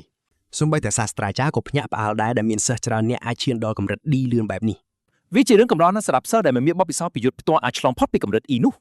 ះដោយក្តីរំភើបពួកគេហៅសិស្សបន្ទាប់ដែលជាប្រធានទទួលរ៉ាប់រងក្តីរំពឹងរបស់មនុស្សគ្រប់គ្នានៅលើស្មាក្រសែភ្នែកទាំងអស់សម្លឹងទៅកាន់កងទីងដែលជាសិស្សមានតំណែងជាប្រធានហ្គីលរួចទៅហើយពេលគេដើរឡើងលើឆាកយ៉ាងណាក៏ដោយកំឡោះរបស់យើងនៅតែស្ងប់ស្ងាត់ហើយរងចាំលទ្ធផលដោយអត់ធ្មត់អ្នកនៅបណ្ឌិតសភាទាំងអស់សុទ្ធតែដឹងថាកងទីងគ្រាន់តែនៅកម្រិត D ទៀតប៉ុណ្ណោះកាលពី2ឆ្នាំមុនកំណត់ត្រាប្រវត្តិសាស្ត្រសម្រាប់កម្រិតខ្ពស់បំផុតក្នុងបណ្ឌិតសភាគឺកម្រិត D កណ្ដាលដូច្នេះមនុស្សជាច្រើនឆ្ងល់ថាតើប្រធានរូបនេះនឹងអាចបំបីកំណត់ត្រាបានឬអត់នៅក្នុងរូមបិសាចភ្នែករបស់បេះដូងបិសាចបើកយឺតនៅចំពោះមុខគេប្រធានរូបនេះមិនអាចបញ្ចេញធម៌ពលទាំងអស់ដែលគេមាននោះទេប៉ុន្តែគេមានបំណងប្រាថ្នាយ៉ាងមុតមមក្នុងការបញ្ចេញភាពអស្ចារ្យនៅថ្ងៃបញ្ចប់ការសិក្សាដោយឆ្លាក់ឈ្មោះរបស់គេក្នុងសៀវភៅប្រវត្តិសាស្ត្រជាលេខ1ពេលសាស្ត្រាចារ្យឃើញសក្តានុពលរបស់គេភ្លឺជាពណ៌មាសពួកគេពិតជាមិនគួរឲ្យជឿទាល់តែសោះការសង្ស័យរបស់ពួកគេត្រូវបានបញ្ជាក់ពេលកម្រិត D ខ្ពស់របស់កងទីងធ្វើឲ្យពួកគេស្រឡាំងកាំងមិនត្រឹមតែប៉ុណ្ណោះភាពរំភើបបានផ្ទុះឡើងពីពេញហ្វូងមនុស្សពេលបានឃើញសក្តានុពលកម្រិត S ជាលើកដំបូងក្នុងប្រវត្តិសាស្ត្រ កូនចៅរបស់ប្រធានសរសើរមេរបស់ខ្លួនមិនដាច់ពីមាត់សូម្បីតែមិត្តរួមបន្ទប់របស់ឆែនក៏ច្រណែនយ៉ាងខ្លាំងពេលកំពុងមើលរឿងព្រេងនិទានកាត់ឡើងដោយចំពោះពួកគេ ពួកសាស្ត្រាចារ្យពិភាក្សាគ្នាយ៉ាងស្ងៀមស្ងាត់ថាព័ត៌មាននេះត្រូវតែបញ្ជូនទៅកាន់រដ្ឋបាលភ្លាមៗ ពួកគេត្រូវតែមើលថែបេក្ខជនកម្រិត S ដ៏មានតម្លៃនេះយ៉ាងយកចិត្តទុកដាក់បំផុតដើម្បីប្រកាសថាគេនឹងមិនចាក់ចេញពីប្រទេសឡើយ លើពីនេះគេគឺជាសិស្សវ័យក្មេងបំផុតដែលបានចូលរួមជាមួយគៀលក្នុងបណ្ឌិតសភាឈ្មោះសាលារបស់ពួកគេច្បាស់ជាល្បីសុសសាយពេញទំព័រមុខកាសែតមិនខានសង្កេតមើលពីខាងលើនាយកសាលាយូនឡុងដឹងថាអនុប្រធានលីងយូដឹងពីសក្តានុផលរបស់គេរួចទៅហើយនោះហើយជាមូលហេតុដែលនាងមកមើលពិធីនេះដោយផ្ទាល់ប៉ុន្តែនាងបានបន្ថែមភាពតាក់ទាញដោយនិយាយថាគេមិនមែនជាមនុស្សតែម្នាក់ដែលនាងមកសង្កេតមើលនៅថ្ងៃនេះទេក្រៅពីប្រធានដ៏លេចធ្លោមានសិស្សម្នាក់ទៀតដែលនាងយល់ថាគួរឲ្យចាប់អារម្មណ៍ជាងនេះទៅទៀតស្របពេលនោះសិស្សម្នាក់នោះគឺជាអ្នកបន្ទាប់ដែលត្រូវបានគេហៅឡើងលើឆាក ជីនមានកំណត់មួយហើយសម្រាប់ចិត្តចំអូកដល់រឿងព្រីងនីតិអាតកំបាំងរូបនេះដោយឌឺដងកុំឲ្យគេខ្លាចជាសម្រាមកម្រិតអ៊ីម្នាក់ទៀតដូចជាមិត្តរួមបន្ទប់របស់គេឲ្យសោះគេនិយាយថាពួកគេនឹងខ្លាចជាទីកំប្លែងប្រសិនបើរឿងនោះកើតឡើងមែនហើយវាគួរចាត់ទុកថាជាភាពអាម៉ាស់មួយដែលពួកគេមកបង្ហាញមុខក្នុងព្រឹត្តិការណ៍ដ៏មានកិត្តិយសភាពបែបនេះឡងគ្រប់គ្រងមិត្តរបស់គេឲ្យអះអាងយ៉ាងក្លាហានថាគេនឹងធ្វើឲ្យមនុស្សគ្រប់គ្នាភ្ញាក់ផ្អើលរហូតហាមាត់មិនចិត្ត ហ្វូមនុស្សសម្លឹងមើលដោយការតន្ទឹងរង់ចាំពេលឈេនដាវចូលទៅក្នុងរូងបិសាចបេះដូងបិសាចក៏ដឹងពីសម្ពាធយ៉ាងខ្លាំងភ្លាមពេលឈេនដាវចូលទៅចិត្ត ហើយតួឯងយើងនៅឃើញថាវិធីដ៏ល្អបំផុតសម្រាប់អ្នកតោនដើម្បីធានាអនាគតដ៏រឹងមាំគឺការចូលរួមជាមួយគៀលលំដាប់ខ្ពស់គេដឹងថាផ្លូវតែមួយគត់ទៅកាន់គោលដៅនោះគឺការបង្ហាញសមត្ថភាពដ៏ខ្លាំងក្លាក្នុងការវាយតម្លៃប្រយុទ្ធបញ្ចប់ការសិក្សាដែលបេក្ខជនត្រូវជ្រើសរើសសមាជិកដែលខ្លួនពេញចិត្តដើម្បីបង្កើតក្រុមដែលមានគ្នា10នាក់ក្រុមដែលទទួលបានចំណាត់ថ្នាក់លេខ1នឹងត្រូវបានជ្រើសរើសចូលទៅក្នុង Imperial Guild លំដាប់កម្ពស់របស់ជាតិដោយផ្ទាល់ដូច្នេះគោលបំណងនៃការសាកល្បងនេះគឺច្បាស់ណាស់សម្រាប់អ្នកទស្សនាជីនចាប់ផ្ដើមជ្រើសរើសសមាជិកហើយណែនាំអ្នកកម្រិត D ទៀបម្នាក់ទៀតទៅកាន់មេរបស់គេ ខណៈនេះគេអះអាងយ៉ាងមានមោទនភាពថាក្រុមរបស់ពួកគេឥឡូវនេះគឺពេញលេញហើយគេបញ្យល់ថាពួកគេមានអ្នកកម្រិត D ទាំងអស់រួមទាំងប្អូនប្រុសរបស់ប្រធាននៅក្នុងក្រុមស្រាប់ដូច្នេះគ្មានផ្លូវដែលពួកគេអាចបាត់បង់ចំណាត់ថ្នាក់លេខ1នោះទាល់តែសោះ ចិនយល់ថាសិស្សពូកែពូកែនឹងប្រមូលផ្ដុំគ្នាដើម្បីបង្កើតក្រុមដ៏ខ្លាំងបំផុតខណៈដែលអ្នកខ្សោយក៏នឹងប្រមូលផ្ដុំគ្នាតាមរបៀបដូចគ្នាដែរ ដែលនេះបង្កើតឲ្យមានបរិយាកាសដ៏ឃោឃៅនៃការរស់រានមានជីវិតសម្រាប់អ្នកខ្លាំងជាកន្លែងដែលមនុស្សខ្សោយត្រូវបោះបង់ចោលនិងកំចាត់ចោលដោយមិនស្ទាក់ស្ទើរមួយសន្ទុះក្រោយមកឡងចាប់ផ្ដើមមានអារម្មណ៍ថាហេតុអីបានជាអេក្រង់មិនមានការផ្លាស់ប្ដូរសោះ ហើយហ្វុងមនុស្សសន្និដ្ឋានយ៉ាងលឿនថាឆេនប្រកាសជាខ្សោយខ្លាំងណាស់រហូតដល់ប្រព័ន្ធមិនអាចកំណត់វត្តមានរបស់គេបានត្រឹមត្រូវចិនបន្ទាប់មកបញ្ចូលទីងថាសិស្សដែលនៅសល់មិនមែនជាអ្វីក្រៅពីសម្រាមទេដូច្នេះពួកគេគួរតែចាក់ចេញទៅដោយមិនបាច់ខាតពេលវេលានៅទីនេះទៀតទេប៉ុន្តែភ្លាមៗពីគេរៀបចំនឹងចាក់ចេញអេក្រង់ក៏ភ្លឺឡើងនិងបង្ហាញពីកម្រិត D ដ៏ខ្ពស់មួយដែលធ្វើឲ្យហ្វុងមនុស្សទាំងមូលមានភាពចលាចលខណៈការតក់ស្លុតបានសាយភីពេញផ្ទៃមុខរបស់ពួកគេប្រធានរួមជាមួយនឹងក្រុមប្រឹក្សាសិស្សក៏មានប្រតិកម្មមិនគួរឲ្យជឿចំពោះលទ្ធផលដែលមិននឹកស្មានដល់នេះដែរប៉ុន្តែប្រព័ន្ធក៏ឆាប់រកឃើញនូវភាពមិនប្រក្រតីចម្លែកមួយនៅក្នុងលទ្ធផលនោះ កពិតគឺថាឈានប្រើប្រាស់ប្រព័ន្ធនេះដើម្បីវាស់ស្ទង់មើលថាតើស្ថិតិមូលដ្ឋានកម្រិត10នៅក្នុងរូបរាងកាយដើមរបស់គេពិតជាមានតម្លៃប៉ុណ្ណាក្នុងអំឡុងពេលនៃការវិតម្លៃក៏ពីគេឃើញកម្រិត D គេក៏បដូរថ្នាក់ទៅជាស្ដេចមរណៈនរុដែលជាថ្នាក់ខ្សោយបំផុតដែលគេបានលេបតបមកទល់ពេលនេះចំណាត់ថ្នាក់បានបដូរភ្លាមពីកម្រិត D ខ្ពស់ទៅកម្រិត C កណ្ដាលដែលធ្វើឲ្យហ្វូមនុស្សស្រឡាំងកាំងយ៉ាងខ្លាំងខណៈក្រុមប្រឹក្សាព្យាយាមមិនជឿថាម៉ាស៊ីននេះនៅតែដំណើរការបានត្រឹមត្រូវនោះទេសូម្បីអ្នកវិទ្យាសាស្ត្រក៏ចាប់ផ្ដើមឆ្ងល់ដែរហេតុអីលទ្ធផលវាយតម្លៃចេះតែប្រែប្រួលរហូតអញ្ចឹងមិនយូរប៉ុន្មានពួកគេសង្ស័យថាម៉ាស៊ីននេះប្រហែលជាខូចធ្ងន់ទាល់តែជួសជុលលែងកើតហើយ ចំពេលនោះភាពមិនប្រក្រតីក៏លេចឡើងក្នុងបេះដូងបិសាចហើយលទ្ធផលក៏លត់ខុសធម្មតាម្ដងទៀតយ៉ាងចម្លែកបំផុតឈិនឃើញចឹងក៏សម្រាប់ចិត្តដូរទៅខ្លះដែលខ្លាំងជាងមុនគេក៏ប្រែជាបិសាចរក្សានរៈបេះដូងបិសាចចាប់ដើមភ័យគណៈព្យុះដ៏ខ្លាំងបក់បោកខាងក្រៅសំបុកបិសាចហើយជាអានស្រែកឡើងដោយក្តីងឿងឆ្ងល់សិង្ហចិត្តទុកវាដូចជាប្រភ្នូរពីឋានសួគ៌ដែលបញ្ជាក់ថាប្រវត្តិសាស្ត្រកំពុងសរសេរឡើងវិញព្រោះអន្តេវាសិកដ្ឋានពួកគេបង្កើតបានកំពូលបិសាចមួយវិនាទីបន្ទាប់ថាមពលក៏លោតដល់កម្រិត S rank ដែលធ្វើឲ្យទាំងអ្នកវិទ្យាសាស្ត្រនិងប្រធានទីងឈោកៀងនិយាយលេងចេញនឹងអ្វីដែលពួកគេទើបតែឃើញ យ៉ាងណាមិញប្រព័ន្ធ system ស្រាប់តែលោតសារព្រមានថាថាមពលអ្នកប្រើប្រាស់ខ្លាំងហួសគម្រប់ម៉ាស៊ីនហើយមិនអាចចាប់យកទិន្នន័យបានទេខួរក្បាលជីនគៀងដំណើរការដោយកុំព្យូទ័រគៀងអេក្រង់ខៀវខណៈព្រលឹងគេស្ទើរតែហោះចេញពីខ្លួនព្រោះតែភាពភ្ញាក់ផ្អើលពេលប្រព័ន្ធចាប់ផ្ដើមបែកបាក់ដោយសារសម្ពាធខ្លាំងពេកអ្នកវិទ្យាសាស្ត្រនាំគ្នារត់ទៅមុខទាំងស្លន់ស្លោដើម្បីធានាថាសិស្សមិនមានគ្រោះថ្នាក់ទោះត្រូវលះបង់អ្វីក៏ដោយប៉ុន្តែពេលពួកគេទៅដល់ទីនោះពួកគេឈរគៀងដោយមិនគួរឲ្យជឿពេលឃើញបេះដូងបិសាចប្រាជាស្វិតដោយទំពាំងបាយជូរក្រៀមព្រោះវាត្រូវឆេះខ្ទេចដោយសារការប្រើប្រាស់ថាមពលហួសកម្រិតវាច្បាស់ណាស់ថាឈិនប្រហែលជាធ្វើឲ្យវាភ័យខ្លាចខ្លាំងពេកហើយ ទោះយ៉ាងនេះក្តីគេនៅតែលេបត្របាក់វាហើយទទួលបានសមត្ថភាពមើលឃើញរែងរបស់អ្នកដទៃព្រមទាំងអាចទទួលសារព្រមានពីគ្រោះថ្នាក់នៅក្បែរខ្លួនផងដែរគេដើរចេញពីសម្បុកបិសាចហើយមានអារម្មណ៍ភ្ញាក់ផ្លូវយ៉ាងខ្លាំងពេលឃើញរែងរបស់មនុស្សគ្រប់គ្នាលេចឡើងនៅចំពោះមុខប៉ុន្តែគេក៏កត់សម្គាល់ឃើញភ្លាមថាប្រធានបានលាក់បាំងសមត្ថភាពពិតរបស់ខ្លួនហើយតាមពិតគេគ្រាន់តែជាអ្នកកម្រិត C rank ដ៏សាមញ្ញម្នាក់ប៉ុណ្ណោះពួកអ្នកវិទ្យាសាស្ត្រដើរចេញមកទាំងមុខស្ងួតហើយប្រាប់អ្នកគ្រប់គ្នាថាបេះដូងបិសាចបានគៀងបេះដូងស្លាប់បាត់ទៅហើយដោយសាររងសម្ពាធខ្លាំងពេកដូច្នេះពួកគេត្រូវផ្អាកការធ្វើតេស្តសិនហើយពួកគេចាត់ទុកទិន្នន័យរបស់ Chen ថាជាកំហុសបច្ចេកទេសហើយប្រកាសថានឹងបញ្ជូនរបាយការណ៍ពេញលេញទៅថ្នាក់លើដើម្បីពិនិត្យសាស្ត្រដានដសត្រូវបានប្រាប់ឲ្យត្រឡប់មកវិញនៅថ្ងៃស្អែកសម្រាប់ការវិតម្លៃព្រោះម៉ាស៊ីនថ្មីនឹងត្រូវរៀបចំដើម្បីធ្វើតេស្តដោយគ្មានបញ្ហាអ្វីទៀតទេពេលដែលត្រឡប់មកវិញមិត្តរួមបន្ទប់របស់ Chen ចាប់ផ្ដើមសរសើរគេកត់ពពកហើយចាត់ទុកគេដូចជាកំពូលអ្នកខ្លាំងបន្ទាប់ពីអ្វីដែលគេទើបតែធ្វើនៅមុខអ្នកគ្រប់គ្នាជីងមិនអាចលក្ខការចរណាបានឡើយហើយហៅ Chen ថាជាជនបោកប្រាស់ព្រមទាំងទាមទារសងការខូចខាតម៉ាស៊ីនដូចជាមនុស្សចាញ់មិនព្រមទទួលយកការពិតពេល Chen អស់ការអត់ធ្មត់ហើយរៀបនឹងវាប្រហារគេនៅនឹងកន្លែងទីងក៏ដើរចូលមកហើយស្ដីបន្ទោសជាភ្លាមតែម្ដងប្រធានប្រមានគេមិនឲ្យប្រមាថសមាជិកក្រុមឡើយដែលធ្វើឲ្យជៀនឈោគៀងនៅនឹងកន្លែងបន្ទាប់មកទីងក៏ហុចដៃអញ្ជើញកំពូលអ្នកខ្លាំងដែលទើបលេចមុខថ្មីនេះឲ្យចូលរួមជាមួយក្រុមរបស់ខ្លួនស្របពេលនោះគេសន្យាយ៉ាងជឿជាក់ថាពួកគេនឹងទទួលបានពិន្ទុខ្ពស់បំផុតក្នុងប្រវត្តិសាស្ត្រយ៉ាងពិតប្រាកដ Chen ចាប់ផ្ដើមបាក់ទឹកចិត្តយ៉ាងខ្លាំងនៅពីក្រោយព្រោះគេដឹងថាប្រកាសជាមានអ្នកត្រូវគេដេញចេញពីក្រុមដើម្បីទុកកន្លែងឲ្យ Chen ជាមិនខានហើយរឿងនេះប្រកាសជាបង្កបញ្ហាជាមួយបងប្អូនពួកគេតាមគំនិតគេការចូលក្រុមរបស់ទីងគឺធានាថានឹងទទួលបានចំណាត់ថ្នាក់លេខ1ដោយគ្មានមន្ទិលសង្ស័យឡើយដូច្នេះគេចាប់ផ្ដើមឆ្ងល់ថាតើ Chen មានអ្វីពិសេសខណៈដែលអ្នកផ្សេងសូម្បីតែសូប៉ាន់ក៏មិនអាចចូលក្នុងក្រុមនេះបានផងទោះខំប្រឹងយ៉ាងណាក៏ដោយ គេបង្ខំចិត្តទម្លាក់ភាពអំនួតរបស់ខ្លួនហើយស្វាគមន៍ឆេនចូលក្រុមទាំងមិនពេញចិត្តខណៈគេដាក់ដៃលើស្មាវីរបស់យើងទាំងស្ទាក់ស្ទើរ ឆេនវាស្ដីគេចេញភ្លាមៗហើយនិយាយយ៉ាងដាច់អហង្ការថាគេគ្មានចំណាប់អារម្មណ៍ចង់ចូលរួមជាមួយពួកគេសូម្បីតែបន្តិច ចម្លើយនេះធ្វើឲ្យ GN Bike ញើសប៉ុនគ្រាប់ពោតខណៈទីងគ្រាន់តែឈោមើលទស្សនវិជ្ជាទាំងមូលដោយស្ងៀមស្ងាត់គ្មានប្រតិកម្មអ្វីទាំងអស់ Zin ស្រែកណាស់ Chen ឲ្យប្រាប់ថាគេមិនដឹងខ្លួនកំពុងធ្វើអ្វីទេព្រោះក្រុមពួកគេឈរនៅលេខ1ក្នុងសាលាទៅហើយគ្មានអ្នកណាអាចប្រៀបបានឡើយ Chen បែរខ្នងដៅចេញហើយនិយាយថារឿងនេះមិនពាក់ព័ន្ធនឹងពួកគេទេព្រមទាំងថាក្រុមពួកគេទាំងមូលរំខានខ្លាំងណាស់គេគ្មានពេលឈួរនិយាយជាមួយសូម្បីតែមួយផ្លែតគេប្រាប់កុំឲ្យមកពាក់ព័ន្ធនឹងគេទៀតហើយ GN ចាប់ផ្ដើមខឹងឆេវឆាវនឹងពោះពេញដោយគំនុំបន្ទាប់ពីត្រូវគេបដិសេធយ៉ាងអាម៉ាស់បែបនេះ សើពេញមួយសាលាចាប់ផ្ដើមនិយាយដើមគេយ៉ាងលឿនអំពីការបដិសេធរបស់ Chen ហើយភាគច្រើនគិតថាគេមានបំណងយកចំណាត់ថ្នាក់លេខ1ម្នាក់ឯងបន្ទាប់ពីបង្ហាញថាសមត្ថភាពខ្លួនត្រឹមសេរ៉ាញ់ ពេលនេះពេញមួយសាលាបានរឿងល្អមើលហើយខណៈដែលរឿងរ៉ាវដកដៅគូគូចាប់ផ្ដើមលើចេញជារូបរាងជាក់ស្ដែងញាប់មកមើលមិត្តរួមបបោរបស់ Chen នេះវិញពួកគេកំពុងពេញចិត្តយ៉ាងខ្លាំងពេលឃើញទឹកមុខអាម៉ាស់របស់ Jian និងទីង បន្ទាប់ពីត្រូវបដិសេធយ៉ាងចាស់ដៃនៅមុខមនុស្សម្នាប្រធានក៏ប្រាប់ GN ដោយស្ងប់ស្ងាត់ថាកុំបារម្ភអីបើឆាន់មានផែនការខ្លួនឯងនោះខណៈគេនៅតែរក្សាទឹកមុខធម្មតាស្របពេលនោះនាយកសាលាដែលកំពុងតាមដានរឿងទាំងអស់នេះបានដកដង្ហើមធំដោយក្តីខកចិត្តព្រោះក្មេងប្រុសទាំងនោះបដិសេធមិនព្រមចងសម្ព័ន្ធមិត្តដោយអ្វីដែលគាត់រំពឹងទុកគាត់ចង់ឲ្យពួកគេសហការគ្នានិងបំបីកំណត់ត្រាថ្មីរបស់សាលាជាមួយគ្នាប៉ុន្តែលីងយល់ថាស្ថានភាពបែបនេះកាន់តែគួរឲ្យចាប់អារម្មណ៍ទៅវិញទេនាងបញ្យល់ថាទីងកើតមកលើគំនោមាសប្រាក់តាំងពីតូច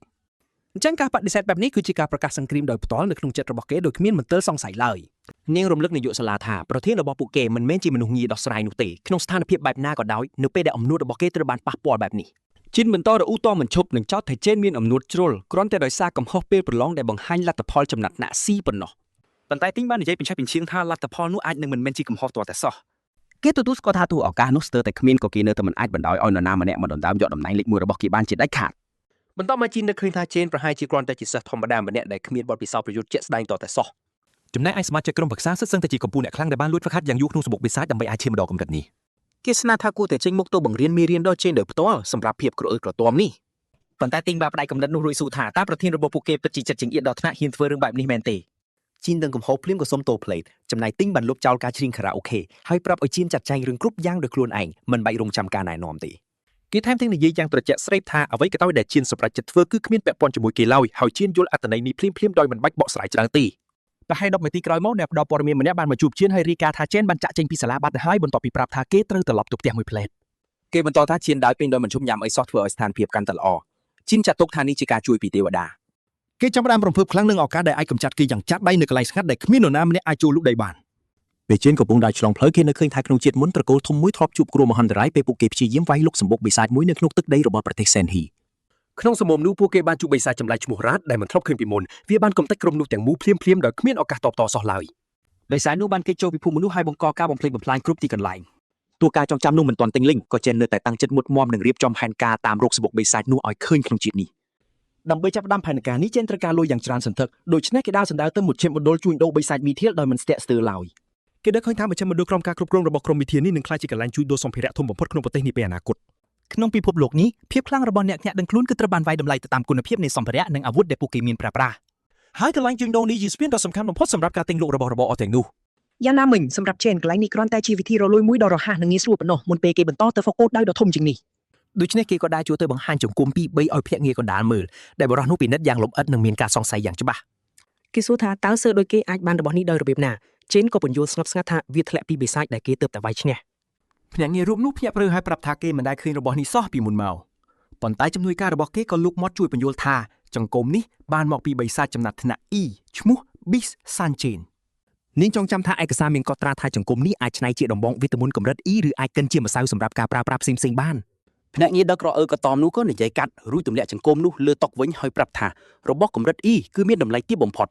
ទោះយ៉ាងណាគេចាប់ផ្ដើមអួតថាកន្លែងរបស់ពួកគេគឺជាកន្លែង VIP ដែលទទួលធ្វើការទិញលក់តែជាមួយអ្នកភ្នាក់ដឹងខ្លួនដែលមានកេរ្តិ៍ឈ្មោះនិងឋានៈខ្ពស់ក្នុងសង្គមប៉ុណ្ណោះ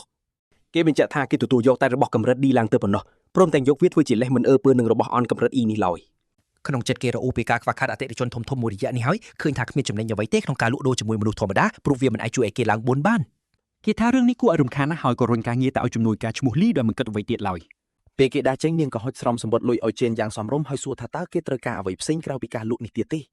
ជេនពិនិត្យមើលលុយជាង 18,000 នោះហើយគិតថាវាអាចដោះស្រាយបញ្ហាថ្លៃឈ្នួលផ្ទះបានមួយរយៈដោយមិនបាច់ខ្វល់ខ្វាយ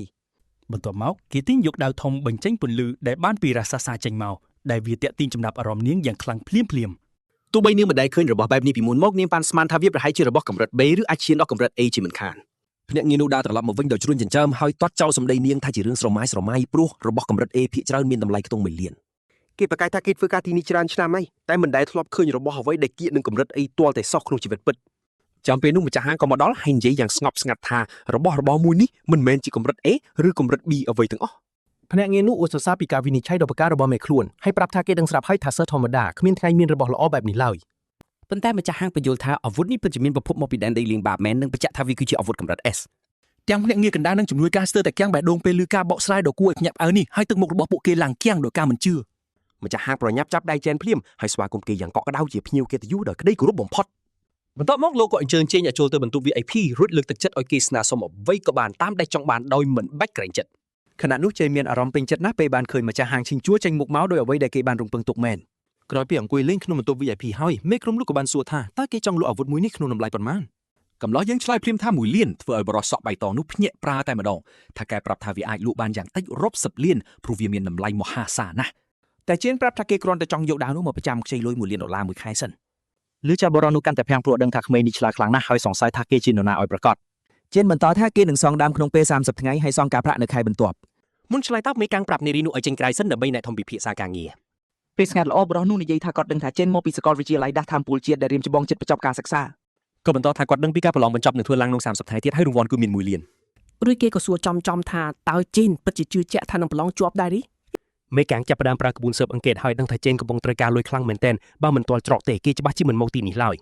ចុងក្រោយគាត់សម្រេចឲ្យខ្ចី$1.5លានភ្លាមដោយមិនគិតការប្រាក់សំបីតែបន្តិច គាត់លូកដៃទៅមុខញញឹមហើយនិយាយថានេះជាចំណុចចាប់ផ្ដើមនៃមិត្តភាពដ៏ល្អមួយ ចេននិយាយលេងចេញចំពោះទង្វើនេះហើយបរោះនោះថែមទាំងបញ្ជាក់ថាគាត់នឹងមិនឲ្យរឿងនេះលេចលឺចេញក្រៅដាច់ខាត គាត់គ្រាន់តែសំត្រឡប់មកវិញថាឲ្យក្មេងនេះមកទីនេះរាល់ពេលគេចង់លក់ដូររបស់អ្វីផ្សេងទៀត ចេនគិតក្នុងចិត្តថាម្នាក់នេះអាចដឹងរឿងគ្រប់យ៉ាងងាយៗទៅហើយតែនៅតែមិនព្យាយាមបោកប្រាស់គេទៀត ពេលនេះគេយល់ហើយថាហេតុអ្វីមេកាំងនេះខ្លាចជាអ្នកធំថ្ងៃមុខបន្ទាប់មកគេក៏ចោទដៃព្រមទាំងគិតថាគេត្រូវការសម្ព័ន្ធមិត្តខ្លាំងពូកែបើចង់យកឈ្នះស្ដេចបិសាចបានបន្តិចក្រោយមកគេសន្យាក៏បានរួចរាល់ហើយលុយត្រូវបានផ្ទេរចូលគណៈនេះគេភ្លាមតែម្ដងមេកាំងក៏សួរថាតើគេចង់ខ្ចីអាវុធសម្រាប់ប្រកួតទេព្រោះទើបតែបញ្ចាំដាវអំបញ្ញមិញនេះទោះបីជាគាត់គ្មានអាវុធកម្រិត S ក៏ដោយក៏គាត់នៅមានអាវុធកម្រិត A គុណភាពល្អជាច្រើនសម្រាប់ជ្រើសរើសដែរ ជៀនប្រាប់កុំឲ្យបារម្ភរួចក៏ហៅដាវធំមួយទៀតដែលទើបទទួលបានមកធ្វើឲ្យអ្នកទីនោះស្រឡាំងកាំងគ្រប់គ្នា និយាយរឿងក្មេងកំឡោះជើងក៏ចាក់ចេញទៅគណៈមេកាំងដំឡើងឋានៈនារីសក់ពពកាជូកជាប្រធានភ្លាមព្រោះរបានមួយធំបែបនេះមុនពេលចេញទៅគេនឹកឃើញថាផ្លេចទិញរបស់ខ្លះក៏ងាកទៅកន្លែងគិតលុយវិញប៉ុន្មានម៉ោងក្រោយមកគេកំពុងឈរនៅមុខចំណតឡានក្រុង គេនឹកឃើញថានៅជាតិមុនគេតស៊ូខ្លាំងណាស់តម្រាំបានឡើងដល់កំពូលហើយត្រូវគេមើងងាយដោយសម្រាមអញ្ចឹង គេធ្វើការមិនឈប់ត្រាំមួយចំអែកក្រពះហើយបងប្អូនទាំងពីរត្រូវរស់នៅស្ទើរដូចអ្នកគ្មានផ្ទះសម្បែងដើម្បីតស៊ូឆ្លងកាត់មួយខែ ការនោះយុនបានប្រឡងចប់សាកលវិទ្យាល័យក្នុងក្តីស្រមៃប៉ុន្តែនាងបបងចោលដោយប្រាប់ខ្លួនឯងថាសាលានោះនៅឆ្ងាយពីបងប្រុសស្រឡាញ់ពេក តែការពិតនាងខ្លាចជាបន្ទុកចំណាយរបស់គេបន្ថែមទៀតត្រឡប់មកបច្ចុប្បន្នវិញគេសង្ស័យថាហេតុអ្វីនាងមិនទាន់មកដល់ទៀតហើយក៏ចាប់ដើមក្រឡេកមកជុំវិញពេលនោះស្រាប់តែមានសម្លេងម្នាក់ហៅគេថាលមុងដែលទូឈររកនៅកន្លែងចូលជំនួសឲ្យច្រកចេញ អូវ៉ាលីធំមកនាងលូថាពួកគេអស់លុយទៀតហើយព្រោះថ្លៃផ្ទះស៊ីដាច់អស់ តែទូឯងយើងបានត្រឹមឈរគាំងព្រោះវាមានរយៈពេល7ឆ្នាំទៅហើយដែលគេមិនបានជួបនាង យើងប្រាប់ឲ្យគេជួយយកអីវ៉ាន់នាងផងដោយឃើញស្ងាត់ឈឹងនាងក៏ក្រវីដៃនៅមុខគេដើម្បីហៅឲ្យភ្ញាក់ពីភាំង ភ្លាមនោះចេនក៏ស្ទុះទៅអោបនាងយ៉ាងណែនធ្វើឲ្យនាងភ្ញាក់ផ្អើលយ៉ាងខ្លាំង មួយសន្ទុះក្រោយមកនាងក៏ប្រើក្បាច់ចាក់ឃ្លៀឬបំរាស់ពីការអោបព្រមទាំងជេរបញ្ចោគេដែលធ្វើឲ្យនាងស្ទើរថប់នឹងហើម នាងថាថ្មីនេះគេធ្វើខ្លួនចម្លែកម្ល៉េះមិនដឹងត្រូវស្រីគេបដិសេធស្នេហ៍ឬយ៉ាងណាទេតែគេគ្រាន់តែធ្វើមិនដឹង អ្នកទាំងពីរក៏ដើរទៅមុខខណៈនាងរអ៊ូមិនឈប់ពីរឿងប្រឡង តែចេនមានក្តីសុខនឹងស្ដាប់នាងខ្លាំងណាស់ដោយប្រាជ្ញាថាជាតិនេះគេនឹងមិនឲ្យមានរឿងអ្វីកើតឡើងលើនាងដែលខាត ងាកមកច្រកឌឿងហែមវិញពួកតំណើងកំពុងអង្គុយរងចាំនរណាម្នាក់ ក្រៅបញ្ជាក់ថាទូឯងយើងនឹងឆ្លងកាត់ទីនេះជៀនក៏ប្រាប់កូនចៅឲ្យពួនស្ងាត់សិនចាំគោដៅលេចមុខមកសម្ព្រួតវាយតែម្ដង លេចចេញស្នាមញញឹមយ៉ាងកណាច់គេប្រាប់ខ្លួនឯងថានឹងសងសឹកអាក្មេងនោះឲ្យសមនឹងទង្វើរបស់វា កូនចៅម្នាក់សួរថាតើពួកគេនឹងជួបរឿងធំទេបើស្ថានភាពវាហួសពីការគ្រប់គ្រងនោះ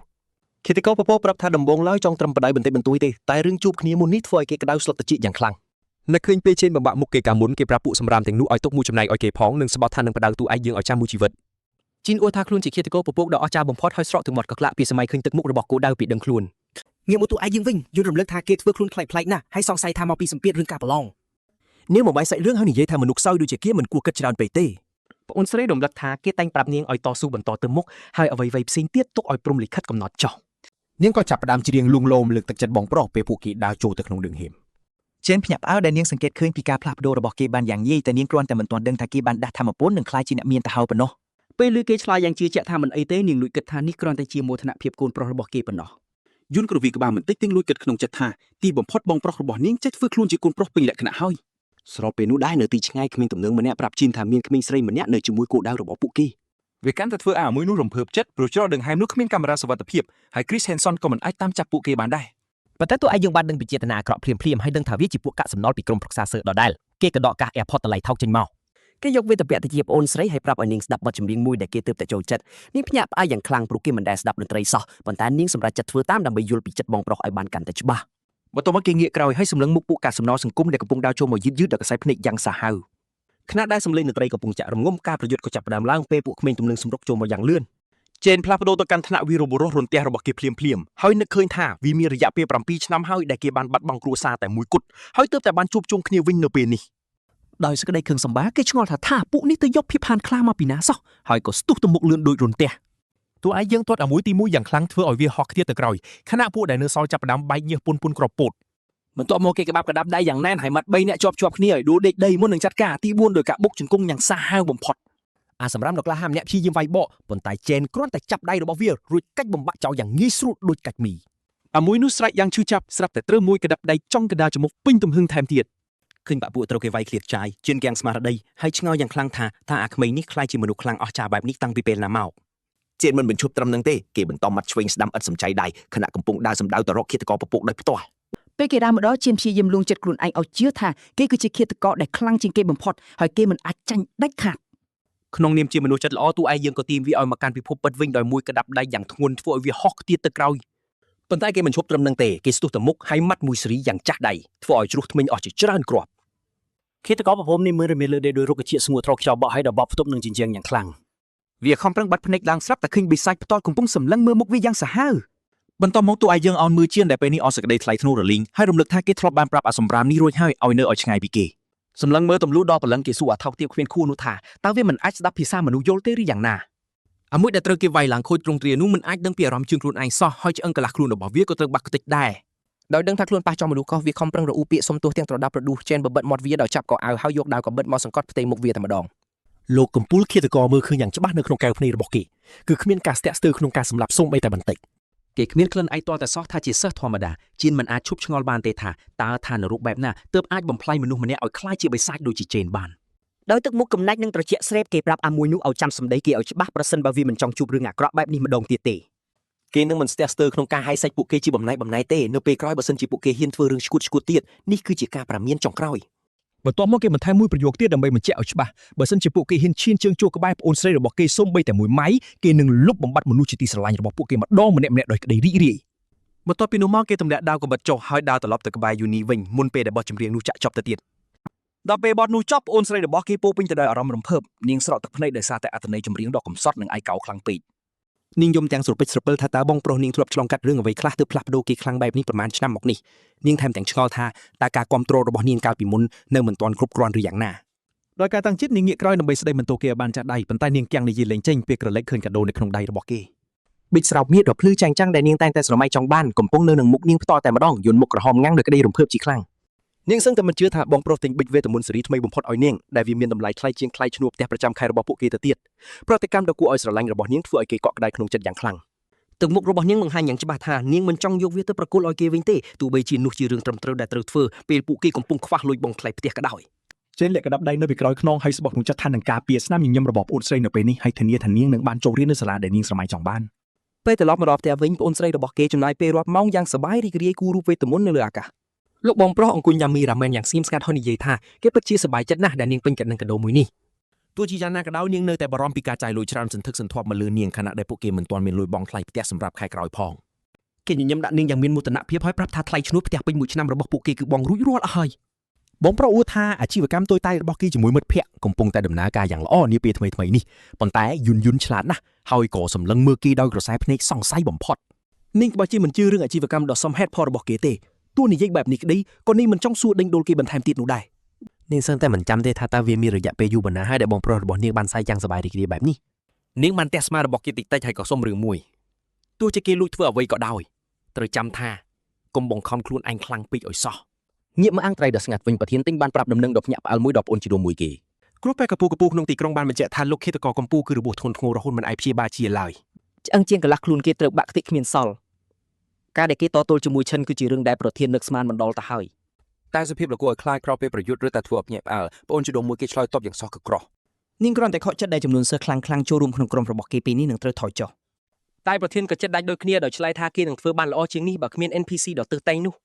បន្ទាប់មកពួកគេនឹងជាប្រធានផ្នែកការងាររបស់សាលាក៏និយាយឡើងកងគៀនបានរាយការណ៍យ៉ាងស្ងប់ស្ងាត់ពីសកម្មភាពវារបស់យើង របាយការណ៍ស៊ើបអង្កេតលម្អិតពីភាពវឹកវរក្នុងពិធីចាត់ថ្នាក់ក៏បានចេញមកដល់លទ្ធផលនេះគ្មានអ្វីគួរឲ្យសង្ស័យទេគឺឈិនពិតជាមានចំណាត់ថ្នាក់ខ្ពស់ជាងប្រធានក្រុមប្រឹក្សាសាសមែន ការពិតនេះធ្វើឲ្យអតីតសិស្សកម្ពុជាភ្ញាក់ផ្អើលខ្លាំងណាស់ បុរសនោះក៏ផ្ដោតដំបូន្មានយ៉ាងម៉ឺងម៉ាត់ដោយប្រាប់ថាឪពុករបស់គេបានស្នើផ្ទាល់ឲ្យអនុប្រធានសម្ព័ន្ធវាតម្លៃការប្រឡងប្រយុទ្ធរបស់គេដូច្នេះគេត្រូវតែធ្វើឲ្យខ្លួនឯងលិចធ្លូជាងគេបំផុតក្នុងករណីដែលគេធ្វើមិនបាននាយកក៏បានស្នើឡើងនៅដំណោះស្រាយមួយផ្សេងទៀត ក្មេងស្រីសក់បេតងដែលជាក្មួយសំណាប់របស់ពូគេនឹងជួយក្រុមគេឲ្យយកបានលេខ 1 តែប្រធានក្រុមប្រឹក្សាបានបដិសេធសំណើនេះភ្លាមៗដោយគ្មានស្ទាក់ស្ទើរគេអះអាងថាគេមិនទាន់តែបញ្ចេញសមត្ថភាពពិតផងពេលវាយតម្លៃនោះប្រធានទីនជឿជាក់យ៉ាងខ្លាំងលើភាពខ្លាំងរបស់ខ្លួនហើយអះអាងថាគេនឹងក្តាប់សាលានេះតែមូលតែម្នាក់ឯង ត្រឡប់មកអន្តេវាសិកដ្ឋានវិញកំឡោះយើងកំពុងងូតទឹកក្រោយរត់ 100 ម៉ែត្រជាមួយកាបូបស្ពីដដ៏ធ្ងន់ប្រចាំថ្ងៃរួចគេកំពុងផ្ដោតលើគោលដៅតែមួយគត់គឺឈ្នះរង្វាន់$1 លានក្នុងការប្រឡងបញ្ចប់ការសិក្សាខាងមុខនេះ វាជាឱកាសតែមួយគត់ក្នុងការបំពេញកិច្ចព្រមព្រៀងជាមួយ Mithil Gil Chinchi និងបង្កើតទំនាក់ទំនងពាណិជ្ជកម្មដ៏មានប្រយោជន៍ជាមួយពួកគេសោះតែប៉ុន្មានសប្តាហ៍ទៀតដល់ថ្ងៃប្រឡងគេប្តេជ្ញាខ្លួនលើក្រែមិនមែនដើម្បីសម្រាប់ទេតែដើម្បីបន្តវឹកហាត់ទោះកំពុងដេកលក់ក៏ដោយគេចូលទៅរោងបិសាចដោយមានប៉មធំល្វឹងល្វើយរបស់ស្ដេចបិសាចឡានូឈរនៅពីមុខគេដើរឡើងចណ្ដាលដល់វិញទៅកាន់ច្រកចូលដោយមិនស្ទះស្ទើរការវាតម្លៃដំបងជាមួយថ្នាក់ស្ដេចឆ្កែព្រៃគឺទទួលបានចំណាត់ថ្នាក់កម្រិតកណ្ដាលមួយយ៉ាងល្អម្យ៉ាងវិញទៀតកម្លាំងដ៏ខ្លាំងក្លានៃថ្នាក់បិសាចអបិសររបស់គេបានធ្វើឲ្យប្រព័ន្ធនេះកាំងតែម្ដង សូម្បីតែបេដងវិសាញក៏អាចបែងចែកសក្តានុពលពិតរបស់វាបានដែរវិធីតែមួយគត់ដើម្បីវាយតម្លៃថ្នាក់ដែលនៅសល់គឺកាន់តែច្បាស់សម្រាប់គេ គេបើកសោប៉មនោះហើយសម្រាប់ចិត្តលបងធម្មពលពិតប្រកបរបស់ពួកវានៅលើសមរភូមិផ្ទាល់តែម្ដង គេឈានជឿចូលដល់ចង់ដឹងថាតើប៉មនេះមានឧបសគ្គសាហាវអ្វីខ្លះទស្សនវិជ្ជាខាងក្នុងធ្វើឲ្យគេបើកភ្នែកធំទាំងភ្នាក់អើលគេត្រូវបានបញ្ជូនទៅកាន់វិមាត្រចម្លែកមួយដែលគេឈរលើភពពណ៌សដ៏ធំដែលអណ្ដែតក្នុងអវកាស គ្រាន់តែឈានជើងដើរមួយជំហានភ្លាមគេក៏លុតជង្គង់មួយជំហានស្ទើរតែទប់ខ្លួនជាប់ នៅលើដីផ្កាយធ្លាក់នេះទំនិញផែនដីគឺខ្លាំងជាងធម្មតា10 ដងហើយឈិនមានអារម្មណ៍ថាសម្ពាធនេះសង្កត់ដល់ឆ្អឹងតែម្ដងទ្វារចូលនៅពីក្រោយគេក៏បានបាត់សមោលគេដឹងខ្លួនថាត្រូវតែកម្ចាត់មេបិសាចទើបអាចបើកទ្វារចេញវិញបាន មុនពេលមានសត្វសាហាវមកលួចវាយប្រហារគេត្រូវសម្របខ្លួនឲ្យបានលឿន តែសាតាវខ្មោចដែលកំពុងដើររកចំណីនៅក្បែរនោះហាក់មិនចង់ទុកពេលឲ្យគេឡើយ ដោយគ្មានជំរឿផ្សេងឈិនក៏បដូរទៅជាថ្នាក់រន្ទះភ្លាមតែម្ដង សាតាវនោះលោសម្ដៅមករកគេតែគេកិច្ចផុតយ៉ាងប្រកឹកហើយចាក់ចំស្មារបស់វាយ៉ាងច្បាស់សត្វនោះក្រហមយ៉ាងខឹងសម្បាតែការវាយប្រហារនោះគ្មានប្រសិទ្ធភាពទេព្រោះវាមិនចង់កន្លែងស្លាប់ គេដឹងព្រាមថាការវាយប្រហាររបស់គេគឺយឺតនឹងមិនច្បាស់លាស់ដូចនឹងការធ្វើចលនាឥឡូវនេះអញ្ចឹង តខ្មោចនោះសង្កត់គេជាប់នឹងដីយ៉ាងងាយហើយបំរុងនឹងខំគេធ្វើជាចំណីនេះបញ្ជាក់ថាពួកបិសាចទាំងនេះសាំនឹងទំនៀងដ៏ខ្លាំងនេះប៉ុណ្ណាគេបណ្ដាយឲ្យសាតាវខាំដៃរបស់គេមួយសន្ទុះទើបប្រញាប់បដូរថ្នាក់ទៅជាបិសាចអបិសលការផ្លាស់ប្ដូរនេះផ្ដល់នូវការបង្កើនធម៌ពលមួយបែបទៀតភ្លាមជាការដោះដូរនឹងលបឿនគេបានបន្ថែមកម្លាំងកាយយ៉ាងសម្បើមដែលសំខាន់បំផុតសម្រាប់ការតទល់ចិត្តបែបនេះ ការបដូរថ្នាក់នេះបានសង្កត់សត្វកាចនោះដល់ដីហើយបង្វែរសាច់រឿងឲ្យគេមានព្រៀបភ្លាម សមត្ថភាពគ្រប់គ្រងទំនិញរបស់រក្សាសាពិតជាសំខាន់ណាស់លើភពមានទំនិញ 10G កម្លាំងគុណនឹង3ពិតជាធ្ងន់ធ្ងរមែនទែន ភ្លាមនោះសត្វតក្រហមយ៉ាងខ្លាំងតែឈិនមិនត្រាប់អណីឡើយដោយគំតិចតោខ្មោចនោះផ្ទប់នឹងដីភពនោះតែម្ដង បន្ទាប់មកគេដេកសន្ធឹងលើដីដើម្បីសម្រួលលង្ហើមជំនាញលាបត្របាក់បានលោតសារឡើងកម្រិតមួយយ៉ាងកប់ចិត្តដល់គេបន្ទាប់មកវាបានបញ្យល់ថារាល់ថ្នាក់នីមួយៗគឺទទួលបានចំណាត់ថ្នាក់ជាផ្កាយចំនួនផ្កាយគឺបញ្ជាក់ពីការផ្លាស់ប្ដូរធម៌ពលនៅពេលដែលបដូរទៅកាន់ថ្នាក់នោះ Purgatory Rakshasa មានផ្កាយច្រើនបំផុតក្នុងចំណោម class ទាំងអស់របស់គាត់ប៉ុន្តែទោះជាមានព្រៀបយ៉ាងណាក្តីគាត់ទើបតែតស៊ូប្រយុទ្ធស្លាប់រស់ជាមួយនឹងបិសាច Phantom Lion កម្រិត B នៅក្នុង class មួយនេះ មើលទៅវាបញ្ជាក់យ៉ាងច្បាស់ថាគាត់នៅត្រូវដើរផ្លូវយ៉ាងឆ្ងាយទៀតទម្រាំអាចឈានដល់សក្តានុពលកម្រិត S របស់វាបានបន្ទាប់មកក៏ពិតជាមានអារម្មណ៍ធុនថប់យ៉ាងខ្លាំងពេលឃើញថាធម៌ពលក្លាធនីមិនទាន់ផ្ដល់ជំរឿនឲ្យគាត់លីបរបស់សត្វចម្លែកនេះផងបិសាចមួយនេះក៏ច្បាស់ណាស់ថាមិនមែនជាមេកញ្ចាស់ប្រចាំជាន់នេះដែរព្រោះច្រកចេញគួរតែលេចឡើងមកភ្លាមនៅពេលដែលគាត់អាចផ្ដួលមេធំពិតប្រាកដបាន ភ្លាមនោះទ្វារដ៏ធំមហិមាមួយក៏បានបើកឡើងនៅពីក្រោយគាត់ភ្នែកភ្លឺចាញ់ចាំងរាប់សិបគូបានសម្លឹងចេញពីក្នុងភាពងងឹតការពិតដ៏សែនឃុកខើមួយនេះបានធ្វើឲ្យគាត់គាំងនិយាយឡើងចាញ់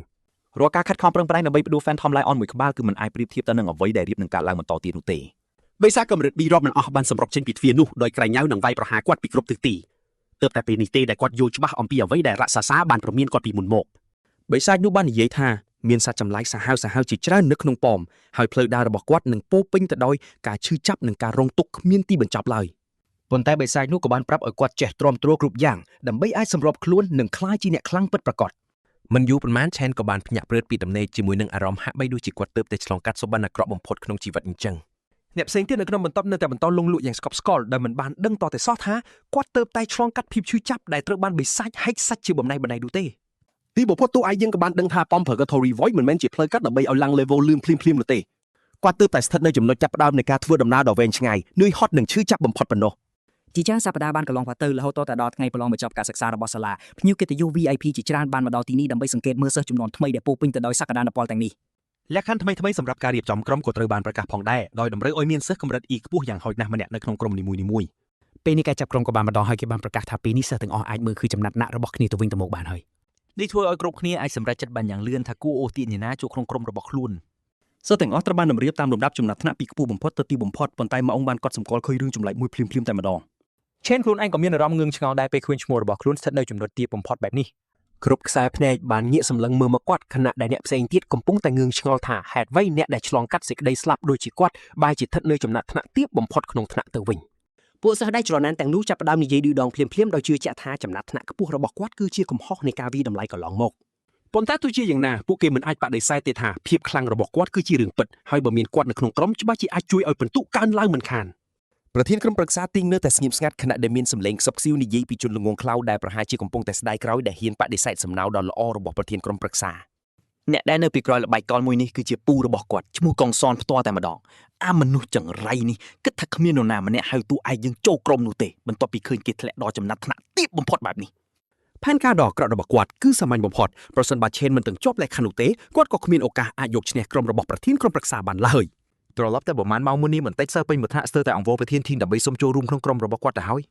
ពួកគេខំប្រឹងបញ្ចោគាត់យ៉ាងខ្លាំងប៉ុន្តែចឹងបានបដិសេធពួកគេចោះទាំងអស់ហើយបានប្រាប់ថាពួកគេអាចបន្ថែមសមាជិកបានតែម្នាក់ទៀតប៉ុណ្ណោះ ត្រឡប់មកពេលបច្ចុប្បន្នវិញសិស្សផ្សេងទៀតសុទ្ធតែបានបង្កើតក្រុមរៀងៗខ្លួនអស់ហើយដោយបន្សល់ទុកតែក្រុមអន្តេវាសិកដ្ឋានដែលខ្សោយបំផុតប៉ុណ្ណោះ ឡងបាននិយាយថាពួកគេខំសួរគ្រប់គ្នាអស់ហើយប៉ុន្តែគ្មាននរណាចង់ចូលរួមជាមួយពួកគេឡើយដោយសារតែពេលនេះពួកគេមានគ្នាតែ4នាក់ពួកគេមិនអាចចូលរួមក្នុងការប្រឡងបញ្ចប់ការសិក្សាបានទេ បន្ទាប់មកគាត់ក៏បានរអ៊ូតមថាវាជារឿងគួរឲ្យសង្ស័យខ្លាំងណាស់ដែលពិន្ទុរបស់ឆេនត្រូវទម្លាក់ដល់កម្រិតទាបបំផុតដែលធ្វើឲ្យគាត់មិនស័ក្តិសមនឹងចូលរួមនោះទេ ដោយសារតែលក្ខខណ្ឌជ្រើសរើសតម្រូវឲ្យមានសិស្សកម្រិត E ខ្ពស់យ៉ាងហោចណាស់ម្នាក់វាហាក់ដូចជាក្រុមរបស់ពួកគេត្រូវបានគេកំណត់គោលដៅចំតែម្ដង ការប្រឡងបញ្ចប់ការសិក្សាគឺជាផ្លូវតែមួយគត់ដែលសិស្សអាចបញ្ចេញសមត្ថភាពនិងត្រូវបានជ្រើសរើសដោយហ្គីវធំៗបាន នៅក្នុងការប្រឡងចុងក្រោយចំនួនអ្នកចូលរួមគឺជាអ្នកកំណត់ចំនួន3សាច់ដែលក្រុមនីមួយៗត្រូវប្រឈមមុខដូច្នេះការមានគ្នាច្រើនមិនមែនជាចំណុចល្អនោះទេ នោះហើយជាមូលហេតុដែលគ្មាននរណាម្នាក់ចង់ពាក់ព័ន្ធជាមួយនឹងអ្នកខ្សោយនោះទេព្រោះវាមានតែបន្ថែមបន្ទុកឲ្យកាន់តែធ្ងន់ប៉ុណ្ណោះ អ្វីដែលកាន់តែអាក្រក់នោះគឺសិស្សដែលមានចំណាត់ថ្នាក់ទាបបំផុតទាំង3នាក់សុទ្ធតែមកពីអន្តេវិសកដ្ឋានតែមួយដែលធ្វើឲ្យពួកគេត្រូវឯកោទាំងស្រុង ពេលនោះសិស្សម្នាក់ក៏បានស្រែកហៅស៊ូហើយប្រាប់គាត់ថាក្រុមរបស់ពួកគេនៅខ្វះសមាជិកតែម្នាក់ទៀតប៉ុណ្ណោះ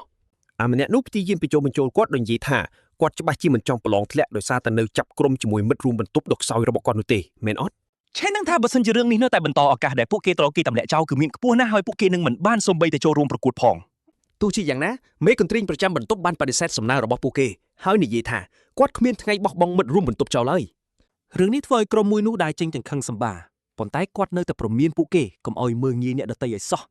បន្ទាប់ពីឆែកមើលបញ្ជីឈ្មោះសិស្សឡងក៏ប្រកាសថាស្ទើរតែគ្រប់គ្នាមានក្រុមអស់ទៅហើយពួកគេត្រូវការសមាជិកតែម្នាក់ទៀតប៉ុណ្ណោះប៉ុន្តែគ្មាននរណាម្នាក់ស្ម័គ្រចិត្តចូលរួមជាមួយពួកគេឡើយ ស្របពីជាមួយគ្នានេះតួឯកយើងក៏សម្លឹងមើលទៅនាយកសាលាហើយទើបដឹងថាបុរសម្នាក់នោះមាននាមត្រកូលដូចគ្នាទៅនឹងប្រធានក្រុមប្រឹក្សាសិស្សដែរ ពេលឃើញល្បីថោកទាបបែបនេះឆេនក៏ឆ្ងល់ថាតើខងគួនពិតជាគិតថាគាត់ជាការគំរាមកំហែងដ៏ធំមួយមែនទេ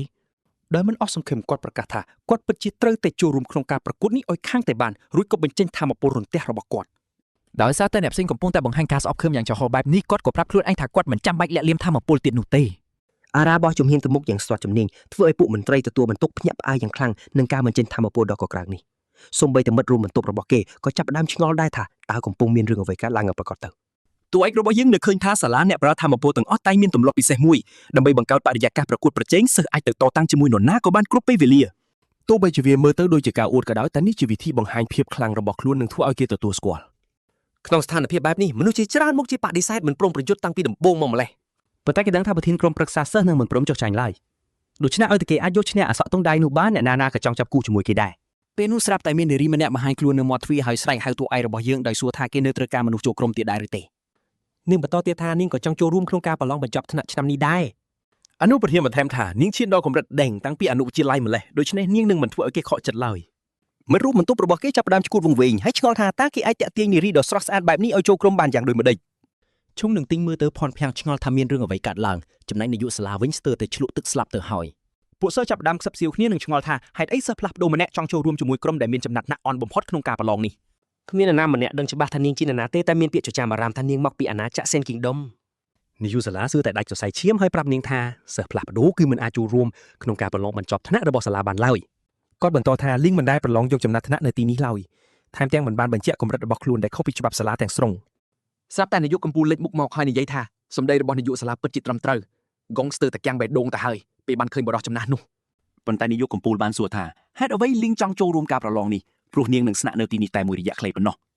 ទន្ទឹមនឹងនោះកម្លាំងរបស់យើងមានការភ្ញាក់ផ្អើលយ៉ាងខ្លាំងហើយឆ្ងល់ថាតើនាយកកម្ពុជាអាចប្រើវេទមន្តមកទីនេះភ្លាមយ៉ាងម៉េចទាំងដែលគាត់ជាថ្នាក់អ្នកចម្បាំងសោះ បុរសចំណាស់បញ្យល់ថាវានឹងមិនយុត្តិធម៌ដល់អ្នកផ្សេងឡើយបើនាងចូលរួមការប្រឡងនេះចំណែកនាងគ្រាន់តែធ្វើតាមបំណង ឈិនចាប់ដើមបែកញើសពេលដឹងថាគេមិនអាចសុំបីតែមើលដឹងថាអ្នកទាំងពីរនេះស្ថិតនៅកម្រិតណាផង ទីបំផុតនាយកសាលាក៏ប្រមូលភាពក្លាហាននិយាយគាំទ្រនាយកកម្ពុជាដោយលើកឡើងថាសាលារៀនមិនអាចដំណើរការទៅមុខបានទេប្រសិនបើគ្មានច្បាប់ទម្លាប់ត្រឹមត្រូវបន្ទាប់មកនាយកកម្ពុជាក៏បដូរសម្ដីឲ្យបញ្យល់ថាគោលបំណងរបស់សាលានេះគឺផ្ដល់បរិយាកាសសិក្សាដល់ពួកអ្នកប្រើធម្មពលដើម្បីឲ្យពួកគេអាចសម្រេចបានរឿងអស្ចារ្យក្នុងជីវិត ទោះបីជាការប្រឡងបញ្ចប់ថ្នាក់ជាប្រពៃណីក៏ពិតមែនប៉ុន្តែវាក៏ជាពេលវេលាដ៏សំខាន់បំផុតមួយក្នុងជីវិតរបស់សិស្សគ្រប់រូបផងដែរគាត់សួរថាប្រសិនបើសិស្សម្នាក់មិនអាចចូលរួមបានដោយសារការផ្លាស់ប្ដូរច្បាប់ភ្លាមៗតើសាលានឹងសងការខាតបង់នោះយ៉ាងដូចម្តេចទៅ នាយកសាលាចាប់ផ្ដើមបែកញើសចូលខ្លួនហើយឆ្ងល់ថាតើរឿងសម្ងាត់របស់ខ្លួនប្រឹកបែកធ្លាយហើយមែនទេ គាត់ចាប់ដើមសង្ស័យថាតើនាយកកម្ពុជាកំពុងធ្វើរឿងទាំងអស់នេះគ្រាន់តែដើម្បីក្មេងនេះមែនទេដោយដឹងថាវាមិនចំណេញពេលនាំរឿងដាក់ខ្លួនគាត់ក៏សម្រេចចិត្តដកថយបុរសនោះប្រាប់ខ្លួនឯងថាដោយសារសិស្សកម្ពុជាចងក្រងជាក្រុមតែមួយទៅហើយពួកគេប្រកាសជាអាចឈ្នះការវិតម្លៃនេះយ៉ាងងាយស្រួលមិនខាន បុរសនោះអង្គការចំពោះមុខនាយកកម្ពុជាហើយសុំទោសខណៈដែលគាត់ទទួលស្គាល់ថាពួកគេមើលរំលងថាប្រព័ន្ធនេះអាចរារាំងសិស្សមួយចំនួនមិនឲ្យទទួលបានឱកាសលូតលាស់របស់ពួកគេ បន្ទាប់មកនាយកសាលាក៏ប្រកាសថាសូម្បីតែក្រុមចំណាត់ថ្នាក់ទាបនិងក្រុមដែលមានសមាជិកតិចជាង5នាក់ពេលនេះអាចចូលរួមនៅក្នុងការប្រកួតបានដើម្បីធានាភាពយុត្តិធម៌ ទីបំផុតមិត្តរួមបន្ទប់ទាំង4បានបង្កើតក្រុមនិងអបអរសាទរដែលពេលនេះពួកគេអាចចូលរួមការប្រឡងបញ្ចប់ថ្នាក់បានសម្រេច អង្គុយនៅខាងក្រោយនាយកកម្ពុជាប្រាប់លេងថានាងហាក់ដូចជាចាប់អារម្មណ៍លើក្មេងប្រុសនោះខ្លាំងពេកហើយ នៅម្ខាងនៃការប្រឡងប្រធានក្រុមប្រឹក្សាសិស្សដឹកនាំក្រុមកម្ពុជាអ្នកលេងខ្លាំងបំផុតចំណែកនៅម្ខាងទៀតឆេនដឹកនាំក្រុមអ្នកលេងខ្សោយបំផុតទាំង3នាក់ រឿងនេះធ្វើឲ្យបរិសុទ្ធចំណាស់ចង់ដឹងចង់ឃើញយ៉ាងខ្លាំងថាតើពួកគេនឹងជ្រើសរើសរោងភ្នំមួយណាហើយចុងក្រោយពួកគេនឹងរកបានប៉ុន្មានពិន្ទុ បន្ទាប់មកមន្ត្រីរៀបចំក៏ប្រកាសថាប្រធានក្រុមទាំងអស់អាចជ្រើសរើសចូលរួមក្នុងពិសាចមួយណាក៏បាននៅពេលនេះ ពេលនោះ tablet គាត់ក៏លោតសម្លេងឡើងធ្វើឲ្យគាត់ភ្ញាក់ព្រឺតព្រោះមានប្រធានក្រុមម្នាក់បានជ្រើសរើសរួចបាត់ទៅហើយអ្នករាល់គ្នាចាប់ផ្ដើមគៀងលេងចេញពេលឃើញរូងភ្នំដែលឆេនបានជ្រើសរើស មិត្តរួមបន្ទប់របស់គេក៏ភ័យស្លន់ស្លោនឹងប្រាប់ឲ្យគេប្រញាប់ផ្លាស់ប្ដូរគំនិតវិញដោយសួរថាតើគេបានដឹងទេថាខ្លួនកំពុងធ្វើអ្វី ប៉ុន្តែកម្លាំងរបស់យើងនៅតែស្ងៀមស្ងាត់ខណៈដែលគេបន្តសម្លឹងមើលទៅអេក្រង់ ក្នុងកំឡុងពេលប្រឡងបញ្ចប់ថ្នាក់ក្រុមសិស្សត្រូវចូលទៅក្នុងរូងភ្នំវិសាចនិងរកបន្ទុកតាមរយៈការកម្ចាត់វិសាច ការសម្លាប់មានបិសាចនឹងប្រើពេលខ្លីគឺផ្ដល់បន្ទុកដាច់ដោយឡែកពីគ្នាហើយកម្រិតលំបាករបស់គុកងងឹតជាកត្តាកំណត់ចំនួនគុណនៃបន្ទុកសរុប គុកងងឹតកម្រិត F អាចផ្ដល់បន្ទុករហូតដល់75បន្ទុកខណៈដែលគុកងងឹតកម្រិត E អាចផ្ដល់យ៉ាងច្រើនបំផុត100បន្ទុក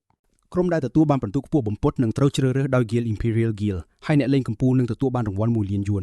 ពួកសិស្សពិភាក្សាគ្នាថាបន្ទុកខ្ពស់បំផុតក្នុងប្រវត្តិសាស្ត្រគឺ90បន្ទុកដែលជាស្នាដៃរបស់មេដឹកនាំ Guild Imperial Guild បច្ចុប្បន្ន សូម្បីតែការឆ្លងកាត់គុកងងឹតកម្រិត E ក៏ត្រូវការអ្នកប្រយុទ្ធកម្រិត D យ៉ាងហោចណាស់3នាក់ក្នុងក្រុមដែរឆ្នាំនេះក្រុមរបស់ទីងប្រហែលជាអាចបង្បែកកំណត់ត្រានោះបាន អេក្រង់លោតសម្លេងឡើងហើយផ្ដល់ដំណឹងដល់អ្នករាល់គ្នាថាមានគេបានជ្រើសរើសរូងភ្នំបិសាចរួចបាត់ទៅហើយ បុរសនោះភ្ញាក់ផ្អើលយ៉ាងខ្លាំងនៅពេលឃើញថាកម្លាំងរបស់យើងបានសម្រេចចិត្តចូលទៅក្នុងតំបន់គ្រោះថ្នាក់កម្រិត D ទៅវិញ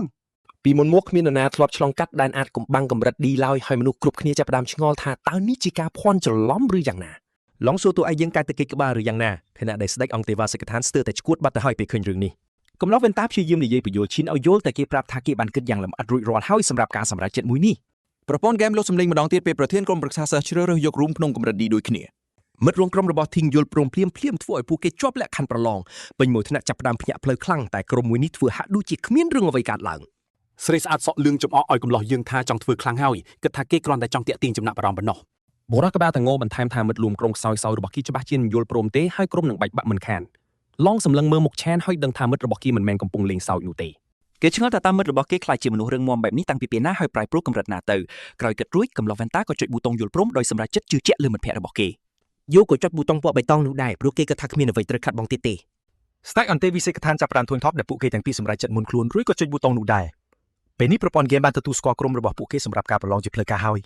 យក្រឡេមើលរូងបន្ទប់របស់ខ្លួនឆេននិយាយសំទោសឲ្យប្រាប់ថាគេជ្រើសរើសរូងនេះព្រោះចង់ខ្លាចជាអ្នកទទួលបានបន្ទុកខ្ពស់បំផុត គេដឹងថាកំពុងទាញពួកគេជួបក្នុងក្តីស្រមៃខ្លួនតែបានសន្យាថានឹងឈានទៅកម្ពុជាទាំងអស់គ្នា លើបែបនេះប្រធានក្រុមប្រឹក្សាក៏ក្រោកឈរឡើងហើយប្រកាសថាតំណែងកម្ពុជាគឺជារបស់គេតែម្នាក់គត់ឆេនងាកក្រោយហើយប្រឈមមុខជាមួយគេចំចំតែម្ដង ទីងមិនចេញអរ៉ាដូគូឲ្យខ្លាចហើយបញ្ជាក់ថាមានតែសិស្សខ្លាំងបំផុតម្នាក់ប៉ុណ្ណោះនៅក្នុងសាលាមួយនេះឈរនៅពីក្រោយលីងពិតជាភ្ញាក់ផ្អើលខ្លាំងព្រោះនេះជាលើកទី1ហើយដែលនាងឃើញគេបញ្ចេញអារម្មណ៍ពិតប្រាកដបែបនេះ ពេលនេះការប្រកួតប្រជែងរវាងពួកគេទាំងពីរត្រូវបានបង្ហាញជាសាធារណៈហើយ នាយកសាលាមានមោទនភាពដែលសិស្សមិនចេះខ្លាចតែលីងមានអារម្មណ៍មិនល្អដែលតួឯកយើងជ្រើសរើសរូងកម្រិត D ដែលសំបីតែកម្រិត C ក៏មិនអាចវាយទម្លុះម្នាក់ឯងបានទោះបីសិស្សម្នាក់អាចរកបាន150បន្ទុកពីរូងកម្រិត D ក៏ដោយតែភាពលំបាកគឺខ្ពស់ខ្លាំងណាស់លើពីនេះមិត្តរួមក្រុមរបស់គេក៏មិនស័ក្តិសមជាមួយវាដែរ នាយកបន្ថែមថាពួកគេសល់ពេលត្រឹមតែ1ខែប៉ុណ្ណោះហើយវាមិនអាចទៅរួចទេក្នុងការពង្រឹងសមត្ថភាពក្នុងរយៈពេលដ៏ខ្លីនេះ ទូយ៉ាងណាគាត់នៅតែសង្ឃឹមលឺលទ្ធផលល្អបំផុតសាច់គ្រឿងបានរំលងពីសប្តាហ៍ទៅកាន់ទីលានហ្វឹកហាត់ដែលគ្រប់គ្នាកំពុងដេកអស់កម្លាំងលលីងនៅលើដី ឡងសួរថាហេតុអ្វីពួកគេត្រូវហាត់កីឡាផ្ទាល់ខណៈដែលអ្នកផ្សេងត្រូវកម្មវិធីហ្វឹកហាត់ខ្លាំងបន្លំ ឆេនបង្ខំពួកគេឲ្យហ្វឹកហាត់គ្រប់ប្រភេទដែលធ្វើឲ្យពួកគេធុញទ្រាន់យ៉ាងខ្លាំងតួឯងយើងបញ្យល់ថាការហ្វឹកហាត់បែបខ្លាំងបន្លំគឺមិនអាចជួយអ្វីបានជាក់ស្ដែងឡើយ ពេលនរណាម្នាក់ចូលក្នុងរោងបិសាចជាលើកដំបូងខួរក្បាលរបស់ពួកគេនឹងទទេស្អាតហើយរឿងតែមួយគត់ដែលអាចជួយសង្គ្រោះពួកគេបានគឺសុភាវគតិ ការហ្វឹកហាត់ទាំងនេះគឺដើម្បីបង្កើនកម្លាំងកាយរបស់ពួកគេដូច្នេះពួកគេអាចផ្លាស់ទីលឿននិងប្រតិកម្មបានល្អជាងមុន ការហ្វឹកហាត់ល្អបំផុតគឺត្រូវចូលទៅក្នុងដានជៀនពិតប្រាកដដើម្បីយកបទពិសោធន៍តែមនុស្សធម្មតាដោយពួកគេអាចត្រឹមតែយល់សពប៉ុណ្ណោះ មានតែពួកអភិជនទេដែលមានឱកាសបែបនេះហើយតាំងពីដើមពួកគេមិនមែនជាមនុស្សធម្មតាឡើយ ទូយ៉ាងណាពួកអភិជនទាំងនោះនឹងធ្វើគ្រប់យ៉ាងដើម្បីធានាថាមនុស្សធម្មតាមិនអាចតាមទាន់ដើម្បីរក្សាតំណែងកម្ពុជារបស់ខ្លួន ពួកវាមានធនធានដែលមនុស្សធម្មតាចំណាយពេលមួយជីវិតដើម្បីស្វែងរកបន្ទាប់មកស្ដេចអន្តេវាសិកដ្ឋានក៏សួរថាតើមនុស្សធម្មតាគួរធ្វើយ៉ាងណាក្នុងស្ថានភាពបែបនេះ ឆេនបង្ហាញផែនការរបស់គេហើយនិយាយថាបើពួកគេអាចចូលក្នុង Imperial Gear បាននោះពួកគេនឹងអាចផ្លាស់ប្ដូរប្រព័ន្ធទាំងមូល ការប្រឡងបញ្ចប់ឆ្នាំសិក្សាគឺជាឱកាសតែមួយគត់សម្រាប់អ្នកទាំងអស់គ្នាក្នុងការយកឈ្នះពួកអភិជនដោយសារតែនេះជាក្តីស្រមៃរបស់គេ Chen Spot ថានឹងធ្វើគ្រប់យ៉ាងដើម្បីរក្សាពាក្យសន្យាឲ្យពួកគេច្បាស់ជាទទួលបានជ័យជំនះជាក់ជាមិនខាន សពពេលត្រឹមកន្លះខែទៀតប៉ុណ្ណោះដល់ថ្ងៃប្រឡងតួឯងយើងប្រឹងកសាងកម្រិតក្នុងប៉មអវកាសជារៀងរាល់យប់តែម្ដង តែយកឈ្នះសាតៅខ្មោចមិនមែនជារឿងងាយទេតែគេបដិសេធមិនព្រមបោះបង់ទោះបីត្រូវពួកវាវាយធ្វើបាបយ៉ាងចាស់ដៃក៏ដោយ 5 ថ្ងៃមុនការប្រឡងមិត្តរួមបន្ទប់របស់គេកំពុងហ្វឹកហាត់អស់ពីសមត្ថភាពតែម្ដងតែតួឯងយើងនៅកម្រិតផ្សេងការហ្វឹកហាត់ដ៏ព្រៃផ្សៃរបស់គេធ្វើឲ្យវគ្គហ្វឹកហាត់ Hashira មើលទៅត្រឹមជាការកម្ដៅសាច់ដុំតែប៉ុណ្ណោះ សល់ត្រឹមពីថ្ងៃគូប្រជែងរបស់គេក៏មិនខ្ជិលក្នុងការហ្វឹកហាត់ដែរប៉ុន្តែ Chen កំពុងអភិវឌ្ឍខ្លួនក្នុងល្បឿនលឿនជាងមុនឆ្ងាយណាស់ហើយពេលនេះគេអាចតទោជាមួយហ្វូងតៅទាំងមូលដោយទំនុកចិត្តក្រោមសម្ពាធទំនាញដែលអាចកំទេចឆ្អឹងបាន ជាមួយឈាមហូរពេញផ្ទៃមុខគេមើលទៅកាន់តែរួចរាល់ជាងមុនទៅទៀតដើម្បីទទួលជ័យជំនះ នៅថ្ងៃប្រឡងដ្រូនតូចមួយហោះតាមបេក្ខជនដើម្បីធ្វើជាអ្នកណែនាំផ្លូវកំឡោះយើងដើរចូលជាមួយសម្លៀកបំពាក់ដូចគ្នាមើលទៅពិតជាសង្ហាកប់សេរីតែម្ដង ពេលបេក្ខជនទាំងអស់ពាក់ខ្សែដៃរួចរាល់ការប្រឡងក៏ចាប់ផ្ដើមជាផ្លូវការពេលនោះនាយកសាលាកំពុងស្វាគមន៍កងលីងយ៉ាងកក់ក្ដៅ បុរសសង្ហាម្នាក់នេះគឺជាឪពុករបស់ទីងដែលជាសហស្ថាបនិក Imperial Guild សិស្សទាំងអស់ចំហមាត់សម្លឹងមើលសហស្ថាបនិក Imperial Guild មិនដាក់ភ្នែកប្រៀបដូចជាពួកគេកំពុងមើលសត្វចម្លែកក្នុងសួនសត្វអញ្ចឹង ពួកគេកាន់តែឆ្ងល់ពេលឃើញសហស្ថាបនិកនឹងនាយកទៅទទួលឡានលីម៉ូស៊ីនពណ៌សដ៏ទំនើបមួយ បុរសសក់ក្រហម Carl Cavendish បោះជំហានចេញពីឡានយ៉ាងស្ងប់ស្ងាត់សិស្សទាំងអស់ភ្ញាក់ផ្អើលយ៉ាងខ្លាំងព្រោះនរណាក៏ស្គាល់អនុប្រធាន World Guild Alliance ដែរអ្នកមានឋានៈដូចគាត់ជាទូទៅមិនដែលបង្ហាញខ្លួននៅក្បែរតំបន់នេះឡើយ នៅក្នុងបន្ទប់ VIP នាយកសាលារាយការណ៍ជូនភ្ញៀវកិត្តិយសថាមានក្រុមសរុប23កំពុងប្រកួតក្នុងតំបន់ B side កម្រិត F ក្រុមខ្លះជ្រើសរើសគុកងឹតថ្នាក់ E តែមាន2ក្រុមប៉ុណ្ណោះដែលហ៊ានបន្ថយចូលដល់កម្រិត D លេងតែម្ដង លេខាធិការសពនគ្រីតពិតជាភ្ញាក់ផ្អើលយ៉ាងខ្លាំងដែលសិស្សហ៊ានធ្វើការសម្រេចចិត្តដ៏គ្រោះថ្នាក់បែបនេះ ជាទូទៅសូម្បីតែក្រុមថ្នាក់ D ក៏ត្រូវត្រៀមខ្លួនយ៉ាងម៉ត់ចត់មុនចូលគុកងងឹតកម្រិតនេះដែរនាងសង្ស័យថាតើសាលាពិតជាខ្វល់ពីសុវត្ថិភាពសិស្សមែនឬអត់ ពេលលើការព្រួយបារម្ភនេះនាយកសាលាបានបញ្ជាក់យ៉ាងស្កប់ស្ងាត់ថាសិស្សទាំងអស់យល់ច្បាស់ពីអ្វីដែលពួកគេកំពុងប្រឈមមុខគាត់បញ្ជាក់ច្បាស់ថាអ្នកប្រយុទ្ធដែលគ្មានបទពិសោធន៍ជាក់ស្ដែងតែងតែជួបការលំបាកសូម្បីតែជាមួយបិសាចថ្នាក់ F ក៏ដោយ ប៉ុន្តែការគំរាមកំហែងពិតប្រាកដគឺមេបិសាចប្រចាំជាន់ដែលមានកម្លាំងខ្លាំងជាងកូនចៅរាប់សិបដងឯណោះ ក្រុមជាច្រើនតែងតែបរាជ័យនៅនាទីចុងក្រោយដោយសារមិនអាចផ្ដួលមេបិសាចបានប៉ុន្តែស្ថានភាពនៅក្នុងគុកងងឹតថ្នាក់ E គឺខុសគ្នាស្រឡះ សូម្បីតែកូនបិសាចធម្មតានៅទីនោះក៏មានកម្លាំងស្មើនឹងមេបិសាចថ្នាក់ F ទៅហើយភាពជូរចត់នេះគឺជាអ្វីដែលសិស្សតែងតែរៀនសូត្រតាមរយៈការឈឺចាប់ លេខាធិការសម្ព័ន្ធសួរថាតើមានវិធានការការពារត្រឹមត្រូវឬទេនៅពេលស្ថានភាពប្រែជាគ្រោះថ្នាក់នោះ នាយកសាលាធានាអះអាងថាសាលាតែងតែផ្ដល់តម្លៃខ្ពស់បំផុតដល់ធនធានមនុស្សដ៏មានសក្តានុពលរបស់ខ្លួនជានិច្ច ដើម្បីសុវត្ថិភាពសិស្សនៅចម្បាំងពីសមាគម Imperial ត្រូវបានដាក់ឲ្យយាមនៅខាងក្រៅគុកងងឹតគ្រប់កន្លែងរងចាំជួយអន្តរាគមន៍គ្រប់ពេលវេលា លើពីនេះកងដៃដែលសិស្សពេលអាចបញ្ជូនពួកគេចេញភ្លាមៗបើសិនជាពួកគេសុំចោះចាញ់ឬពេលដែលជីវិតកំពុងជួបគ្រោះថ្នាក់ដល់ទីបញ្ចប់ លើបែបនេះនារីនោះនៅតែសង្ស័យថាតើសាលាមានសិស្សពូកែគ្រប់គ្រាន់ហ៊ានលេងជាមួយគុកងងឹតថ្នាក់ D ដែរឬទេនាងលួចគិតថាតើក្រុមទាំងនោះអាចទប់ទល់បានយូរប៉ុណ្ណាទៅតែនាយកសាលាជឿជាក់ថាក្មេងទំនើងថ្នាក់ E ទាំងនោះច្បាស់ជារត់យំចេញមកវិញមិនខាន ក្រឡេកមកមើលគុកងងឹតថ្នាក់ D ដែលពេញទៅដោយដើមឈើយក្សគ្របដណ្ដប់ដោយទឹកកកវិញមិត្តរួមបន្ទប់របស់ Chen កំពុងភ័យញ័រខ្លួនតែម្ដង អ្នកណាក៏ភ័យដែរពេលឃើញសត្វចម្លែកដ៏គួរឲ្យខ្លាចដែលមើលទៅដូចជាកូនកាត់រវាងសត្វប្រជៀវនិងសត្វស្វាបែបនេះ គេបញ្ញាក់ប្រមានក្រុមរបស់ខ្លួនថាបិសាចទាំងនោះនឹងហោះចុះមកវាយប្រហារក្នុងមួយពព្រិចភ្នែកប៉ុណ្ណោះដូច្នេះពួកគេត្រូវតែបើកភ្នែកឲ្យធំៗប្រុងប្រយ័ត្នភ្លាមៗនោះហ្វូងប្រជៀវស្មុកខ្មោចក៏ហោះសម្រុកសម្ដៅមកកន្លែងពួកគេតែម្ដង គួរឲ្យភ្ញាក់ផ្អើលក្មេងប្រុសទាំងនោះអាចគេចពីការវាយប្រហារដ៏លឿនដោយភ្លេចបន្ទោរបស់បិសាចបានដោយលំបាកបំផុត ខណៈដែលពួកគេកំពុងអររំភើបព្រោះអាចគេចពីបិសាចថ្នាក់ D បានរឿងដ៏គួរឲ្យតក់ស្លុតមួយទៀតក៏បានតាក់ទាញចំណាប់អារម្មណ៍ពួកគេវាបរោះយើងឈរយ៉ាងស្ងប់ស្ងាត់ជាមួយដាវរន្ទះក្នុងដៃហ៊ុំព័ទ្ធដោយសាកសពបិសាចដែលដេកស្លាប់គោជើងគ្នានៅទីនោះ គេប្រាប់ឲ្យសមាជិកក្រុមបដោលើការការពារខ្លួនឯងសិនព្រោះពួកគេនៅខ្សោយនៅឡើយហើយទុកកិច្ចការដែលនៅសល់ឲ្យគេជាអ្នកចាត់ការចុះ ពេលនោះប្រជាស្វាខ្មោចមួយទៀតក៏ហោះមកវាយប្រហារយ៉ាងលឿនសាហាវតែពួកគេស្ទើរតែមកកិច្ចផុតពីសេចក្តីស្លាប់ទៅហើយ Sonjo ទៅតែដឹងខ្លួនថាវីរបរោះរបស់យើងកំពុងបង្ខំឲ្យពួកគេវឹកហាត់ល្បឿនប្រតិកម្មដើម្បីឲ្យពួកគេអាចរស់រានមានជីវិតពីបិសាចបែបនេះសោះ Dù sự kia mình ở nước khơi tha cần lòng mắc cái tayแต่ตั้งខ្លួនជាស្ដេចអន្តេវាសិកដ្ឋាន តែពេលនេះព្រះរាជាអង្គនេះគ្មានជំរឿក្រៅពីពឹងផ្អែកលើមរុំបន្ទប់នោះទេស្របពេលនោះឆេនក៏បានកំចាត់ប្រជាស្វាដែលនឹងសរលីងតែម្ដង ពួកវាហក់មករកគេជាហ្វូងប៉ុន្តែក៏ពូអ្នកប្រយុទ្ធយើងកាប់ពួកវាទម្លាក់មុនពេលពួកវាដឹងខ្លួនថាត្រូវដាច់សេវាពីពិភពលោកទៅហើយ ស្ដេចអន្តេវាសិកដ្ឋានរអ៊ូម្នាក់ឯងថាគេធ្លាប់តែឮមកឡងនិយាយថាឆេនខ្លាំងប៉ុន្តែនេះជាលើកទី1ហើយដែលគេបានឃើញផ្ទាល់ភ្នែកសម្រាប់គេមើលទៅឆេនមិនដូចជាសិស្សរៀនបញ្ចប់ថ្នាក់ធម្មតាទេតែដូចជាទាហានដែលឆ្លងកាត់សង្គ្រាមរាប់មិនអស់ទៅវិញ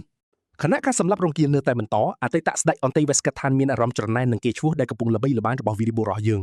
ស្រាប់តែមានបិសាចមួយទៀតលេចមុខនៅខាងក្រោយក្រុមហើយគេស្ទើរតែមិនអាចទប់ទល់ការវាយប្រហាររបស់វាបានទៅហើយគេចាប់ជើងបិសាចនោះជាមួយដៃដែលពោពេញដោយអណ្ដាតភ្លើងហើយស្រែកប្រាប់សមាជិកក្រុមគេប្រាប់ឲ្យពួកគេឈប់ធ្វើខ្លួនជាបន្ទុកហើយតាំងស្មារតីឡើងវិញភ្លាមមិនមែនមានតែឆែនទេដែលត្រូវប្រឈមនឹងការប្រឡងបញ្ចប់ការសិក្សានេះអ្នកផ្សេងទៀតសម្លឹងមើលគេទាំងភ្ញាក់ផ្អើលនឹងការបដិញ្ញាចិត្តដ៏មុតមាំនេះ ដោយទទួលបានកម្លាំងចិត្តពីឆន្ទៈដ៏រឹងរូសនេះសាំងស៊ូបានបញ្ចេញវេទមន្តរុក្ខជាតិចំណងវល់ហើយរួមជាប់ប្រជាស្វានោះបានសម្រេច តែគួរឲ្យតក់ស្លុតបិសាចនោះបំរះរួចភ្លាមៗហើយថែមទាំងតតស៊ូមួយជើងទៀតឡងក៏បញ្ចេញវេទមន្តពពកចកកដែលអាចបន្ថយល្បឿនបិសាចបានតែបន្តិចប៉ុណ្ណោះ ដូច្នេះពួកគេក៏សម្រេចចិត្តវាយប្រហាររួមគ្នាដោយសហការគ្នាពួកគេអាចចាប់បិសាចនោះបានមួយផ្លែតហើយស្រីប្រាប់ស្ដេចអន្តេវាសិកដ្ឋានឲ្យវាយប្រហារភ្លាម គេបញ្ចេញថាមបុគ្គលភ្លើងនុយក្លេអ៊ែរបាញ់ចំគោលដៅពេញទំហឹងប៉ុន្តែវាគ្រាន់តែធ្វើឲ្យខ្លោចរោបិសាចនោះបន្តិចបន្តួចប៉ុណ្ណោះ គេបាញ់គ្រាប់ភ្លើងជាច្រើនគ្រាប់ទៀតទៅលើបិសាចនោះតែមើលទៅគ្មានអ្វីអាចរំលំវាបានសោះឡើយ សាហ្សោនឹងឡងចិត្តដល់ទីបញ្ចប់នៃកម្លាំងរបស់ពួកគេទៅហើយស្ដេចអន្តេវាសិកដ្ឋានសម្រេចចិត្តថាគេមិនអាចលាក់កម្លាំងទីបានទេគេប្រមូលកម្លាំងទាំងអស់ហើយបញ្ចេញគ្រាប់ភ្លើងមហាវិនាសកម្មតម្រង់ទៅរកបិសាចនោះបង្កើតបានជាការផ្ទុះយ៉ាងសន្ធឹកសន្ធាប់ពេលផ្សែងរលីបាត់សល់ត្រឹមតែគ្រោងឆ្អឹងខ្លោចប៉ុណ្ណោះទ្រូនក៏ប្រកាសថាពួកគេបានកម្ចាត់ប្រជាស្វាខ្មោចថ្នាក់ដេបានដោយជោគជ័យ អ្នកទាំង3ដួលទៅលើដីដោយអស់កម្លាំងពីខ្លួនរលីងពួកគេរំភើបខ្លាំងណាស់ដែលអាចផ្ដួលបិសាចថ្នាក់ឌីដោយសមត្ថភាពខ្លួនឯងបាន វារំរាស់យើងដើរមកចិត្តទាំងភ្ញាក់ផ្អើលបន្តិចហើយពួកគេក៏សួរភ្លាមថាតើគេបានឃើញសកម្មភាពបំបញ្ញមិញឬអត់ បិសាចនោះបន្សល់ទុកត្រឹមឆ្អឹងម្រាមដៃមួយជាវត្ថុរង្វាន់ហើយស៊ូក៏និយាយអួតថាការសម្លាប់វាគ្រាន់តែជារឿងកំប៉ិតកំប៉ុកប៉ុណ្ណោះ ទោះយ៉ាងណាឆេនក៏អបអរសាទរពួកគេហើយមិនយូរប៉ុន្តែដ្រូនបានប្រកាសថាបិសាចទាំងអស់ក្នុងរោងភ្នំត្រូវបោះសម្អាតរួចរាល់ ពេលមើលការផ្សាយបន្តផ្ទាល់ Director Gung ស្ទើរតែហែកទ្រូងស្លាប់ទៅហើយពេលឃើញសិស្សកាក់កាដែលគ្មានបទពិសោធន៍ប្រយុទ្ធសោះអាចយកឈ្នះបិសាចកម្រិត D ដែលខ្លាំងហួសពីសមត្ថភាពពួកគេទៅទៀត បុគ្គលិកផ្សេងទៀតនាំគ្នាស្ងាត់មាត់ឈឹងចំណែកឯជំនួយការរបស់ Vice Chairman Kevin Dish វិញបានសរសើរឆេនយ៉ាងរំភើបចំពោះស្នាដៃដ៏អស្ចារ្យនេះ គាត់លួចគឺក្នុងចិត្តថាធម្មពលរបស់ឆេនពិតជាធ្វើឲ្យគាត់នឹកឃើញដល់មិត្តចាស់ម្នាក់ខ្លាំងណាស់ អនុប្រធានបានហៅឈ្មោះឆេនហើយគាត់ចំណាំទុកដែលធ្វើឲ្យឪពុករបស់ Presidenting និងនាយកសាលាមានការព្រួយបារម្ភភ្លាមៗ នាយកសាលាក៏បញ្ញាប់បង្វែរចំណាប់អារម្មណ៍ទៅមើលក្រុមប្រឹក្សាសិស្សនៅក្នុងរោងភ្នំកម្រិត D មួយទៀតដើម្បីកុំឲ្យគេចាប់អារម្មណ៍ឃានខ្លាំងពេក គាត់បញ្ជាក់ថាក្រុមនេះបានទៅដល់តំបន់កណ្ដាលទៅហើយចំណែកឯជំនួយការប្រធានក៏បានសរសើរពីការសហការរបស់ពួកគេដោយប្រៀបធៀបទៅនឹងភាពប៉ិនប្រសប់របស់ក្រុមអាជីពពេលចុះវាយរ៉េតយ៉ាងចឹង ព្រឹត្តិកម្មនេះធ្វើឲ្យ Chairman Carr សោកចូលចិត្តហើយក៏លើកឡើងថាគុណភាពសិស្សបញ្ចប់ការសិក្សានៅឆ្នាំនេះពិតជាអស្ចារ្យដែលគេបើធៀបនឹងជំនាន់មុន Director កងលួយនិយាយសឹកៗម្នាក់ឯងថាការប្រយុទ្ធពិតប្រាកដទើបតែចាប់ដើមទេហើយទស្សនវិជ្ជាដ៏កក្រើកបំផុតមិនទាន់បង្ហាញឲ្យអ្នកគ្រប់គ្នាឃើញនៅឡើយទេ ងាកមកក្នុងរោងភ្នំ Toxic Vine Kevin កម្រិត D វិញក្រុមរបស់ប្រធានសិស្សកំពុងរងការវាយប្រហារពីបិសាចផ្សិតពុលដែលផុសចេញមកពីគ្រប់ទិសទី ក្មេងស្រីម្នាក់បានដេញហ្គីតារបស់នាងបញ្ចេញភ្លេងមរណៈខណៈពេលដែល Star Mage បានចុកបិសាចផ្សិតចូលគ្នាដោយប្រើសមត្ថភាពទំនាញផ្កាយរបស់គេដើម្បីវាយប្រហារព្រមគ្នា បន្ទាប់មកគេក៏ស្រែកហៅមេក្រុមហើយវិធានសិស្សក៏ស្ទុះទៅមុខជាមួយដាវរបស់គេត្រៀមខ្លួនបញ្ចប់ការវាយប្រហារនេះយ៉ាងសង្ហាត្រឹមមួយដាវយ៉ាងលឿនបិសាចផ្សិតក៏ផ្ទុះខ្ទេចខណៈដែលប្រធានសិស្សបញ្ចេញក្បាច់វាយប្រហារ Blazing Sky Saver របស់គេយ៉ាងច្បាស់លាស់បំផុត មរួមក្រុមសង្កេតឃើញថាបិសាចនៅក្នុងការប្រឡងរបស់សាលានេះគឺដូចបែបបិទទៅនឹងអ្វីដែលពួកគេធ្លាប់ជួបពេលហ្វឹកហាត់កាលពីមុនអញ្ចឹង ដោយសារតែភាពស៊ាំនេះក្រុមរបស់គេដោះស្រាយបញ្ហានេះបានយ៉ាងងាយស្រួលដោយគ្មានសម្ពាធសោះឡើយពួកគេរំពឹងទុកតាំងពីដំបូងមកម្លេះថាការប្រឡងបញ្ចប់ការសិក្សានេះ ច្បាស់ជាត្រូវបានរៀបចំទុកមុនដោយថ្នាក់ដឹកនាំសាលាពួកការមានក្នុងបង្អែករឹងមាំធានាឲ្យផ្លូវជីវិតទៅមុខកាន់តែរលូន ដោយមានជំនឿបែបនេះពួកគេក៏ចាប់ផ្ដើមអបអរមុនបាត់ទៅហើយព្រោះមានទំនុកចិត្តពេញទំហឹងថានឹងយកបានតំណែងជើងឯកនៃឆ្នាំនេះដោយគ្មានឧបសគ្គអ្វីឡើយ ងាកមកកាន់ជាន់ចុងក្រោយនៃព្រៃពពកវិញក្មេងប្រុសទាំងនោះផាំងស្មារតីដែលពួកគេអាចរស់រានមានជីវិតមកដល់ទីនេះនិងមកជួបមេកន្ត្រាញប្រចាំតំបន់ នៅកណ្ដាលទីរហោឋានទឹកកកពួកគេឃើញសត្វស្វាខ្មោចមួយក្បាលកំពុងអង្គុយស៊ីចំណីយ៉ាងរំភើយ មេអន្តេវាសិកដ្ឋានចាប់ផ្ដើមបែកញើសពិនគ្រាប់ពោតគ្រាន់តែស្រមៃដល់កម្លាំងដ៏គួរឲ្យខ្លាចរបស់បិសាចមួយនេះ គ្រឿងមកកំភ្លៀងរបស់វាច្បាស់ជាបញ្ជូនគេទៅលោកខាងមុខមិនខានដោយមានគេចាក់ចម្រៀងឲ្យសត្វចម្លែកនោះក៏សំណឹងទៅរកគូដៅដែលខ្សោយជាងគេនៅក្នុងក្រុមយ៉ាងយឺតៗ ម៉ាឡុងភ័យឡើងស្លន់ស្លោហើយសម្លេងស្រែកតែមួយម៉ាត់នោះគឺគ្រប់គ្រាន់ដើម្បីដាស់កំហឹងសត្វសាហាវនេះបាត់ទៅហើយស្វាយយ៉ាក់នោះលោតសម្ដៅមករកពួកគេយ៉ាងគួរឲ្យព្រឺក្បាល ក្មេងប្រុសទាំងនោះរត់បាតជាងសព្រាដើម្បីយករស់ជីវិតចំណែកឯឆេនវិញបែរជាស្ទុះទៅមុខដល់ Mr. Stern គេលុតហក់ធាក់ចំកណ្ដាលមុខដ៏ធំរបស់វាពេញទំហឹងបន្ទាប់មកក៏វាយសម្រុកជាបន្តមិនទាន់មិនប្រណីដៃធ្វើឲ្យខ្លួនរបស់វាហោះប៉ៅចុះឡើង គេបញ្ចប់ការប្រយុទ្ធដោយហែកវាជាចម្រៀកខ្លាយជាសាច់ស្វាយចិញ្ច្រាំទៅហើយទស្សនវិជ្ជាដ៏សាហាវយងក្នុងនេះធ្វើឲ្យក្រុមរបស់គេឈប់ភាំងហាស្រកទឹកមាត់តែម្ដង ទោះជាយ៉ាងណាក៏ដោយឆេនមានអារម្មណ៍ធុញថប់ណាស់ដែលសំបីតែបិសាចកម្រិតដេក៏មិនអាចឲ្យបត់ពិសោធន៍ល្អដល់គេសោះរបស់ដែលធ្លាក់មកក៏មិនគួរឲ្យចង់បានដែរ ស្រាប់តែឬសំឡេងមិត្តរួមក្រុមស្រែកយ៉ាងរំភើបថាពួកគេរកឃើញថ្មម៉ាណាយៈមើលទៅសត្វស្វាយៈនេះប្រហែលជាលក្ខរបស់ទាំងនេះទុកនៅក្នុងគល់ឈើប្រហោងឯង មិត្តភ័ក្តិរបស់គេស្ទើរតែស្រក់ទឹកមាត់ពេលឃើញកំណប់ដែលមិននឹកស្មានដល់នេះហើយក៏លូកដៃទៅយកគ្រីស្តាល់តែនោះភ្លាមឆេនស្រែកប្រមានដែរតែវាហួសពេល1វិនាទីបាត់ទៅហើយ ភ្លាមពេលដៃពួកគេប៉ះថ្មម៉ាណាទាំងនោះពន្លឺដ៏ចាំងសឹងងងឹតមុខក៏ជះចេញមកក្រៅត្រឹមតែប៉ុន្មានវិនាទីប៉ុណ្ណោះតំបន់ទាំងមូលត្រូវបានគ្របដណ្ដប់ដោយទឹកកកជិតឈឹង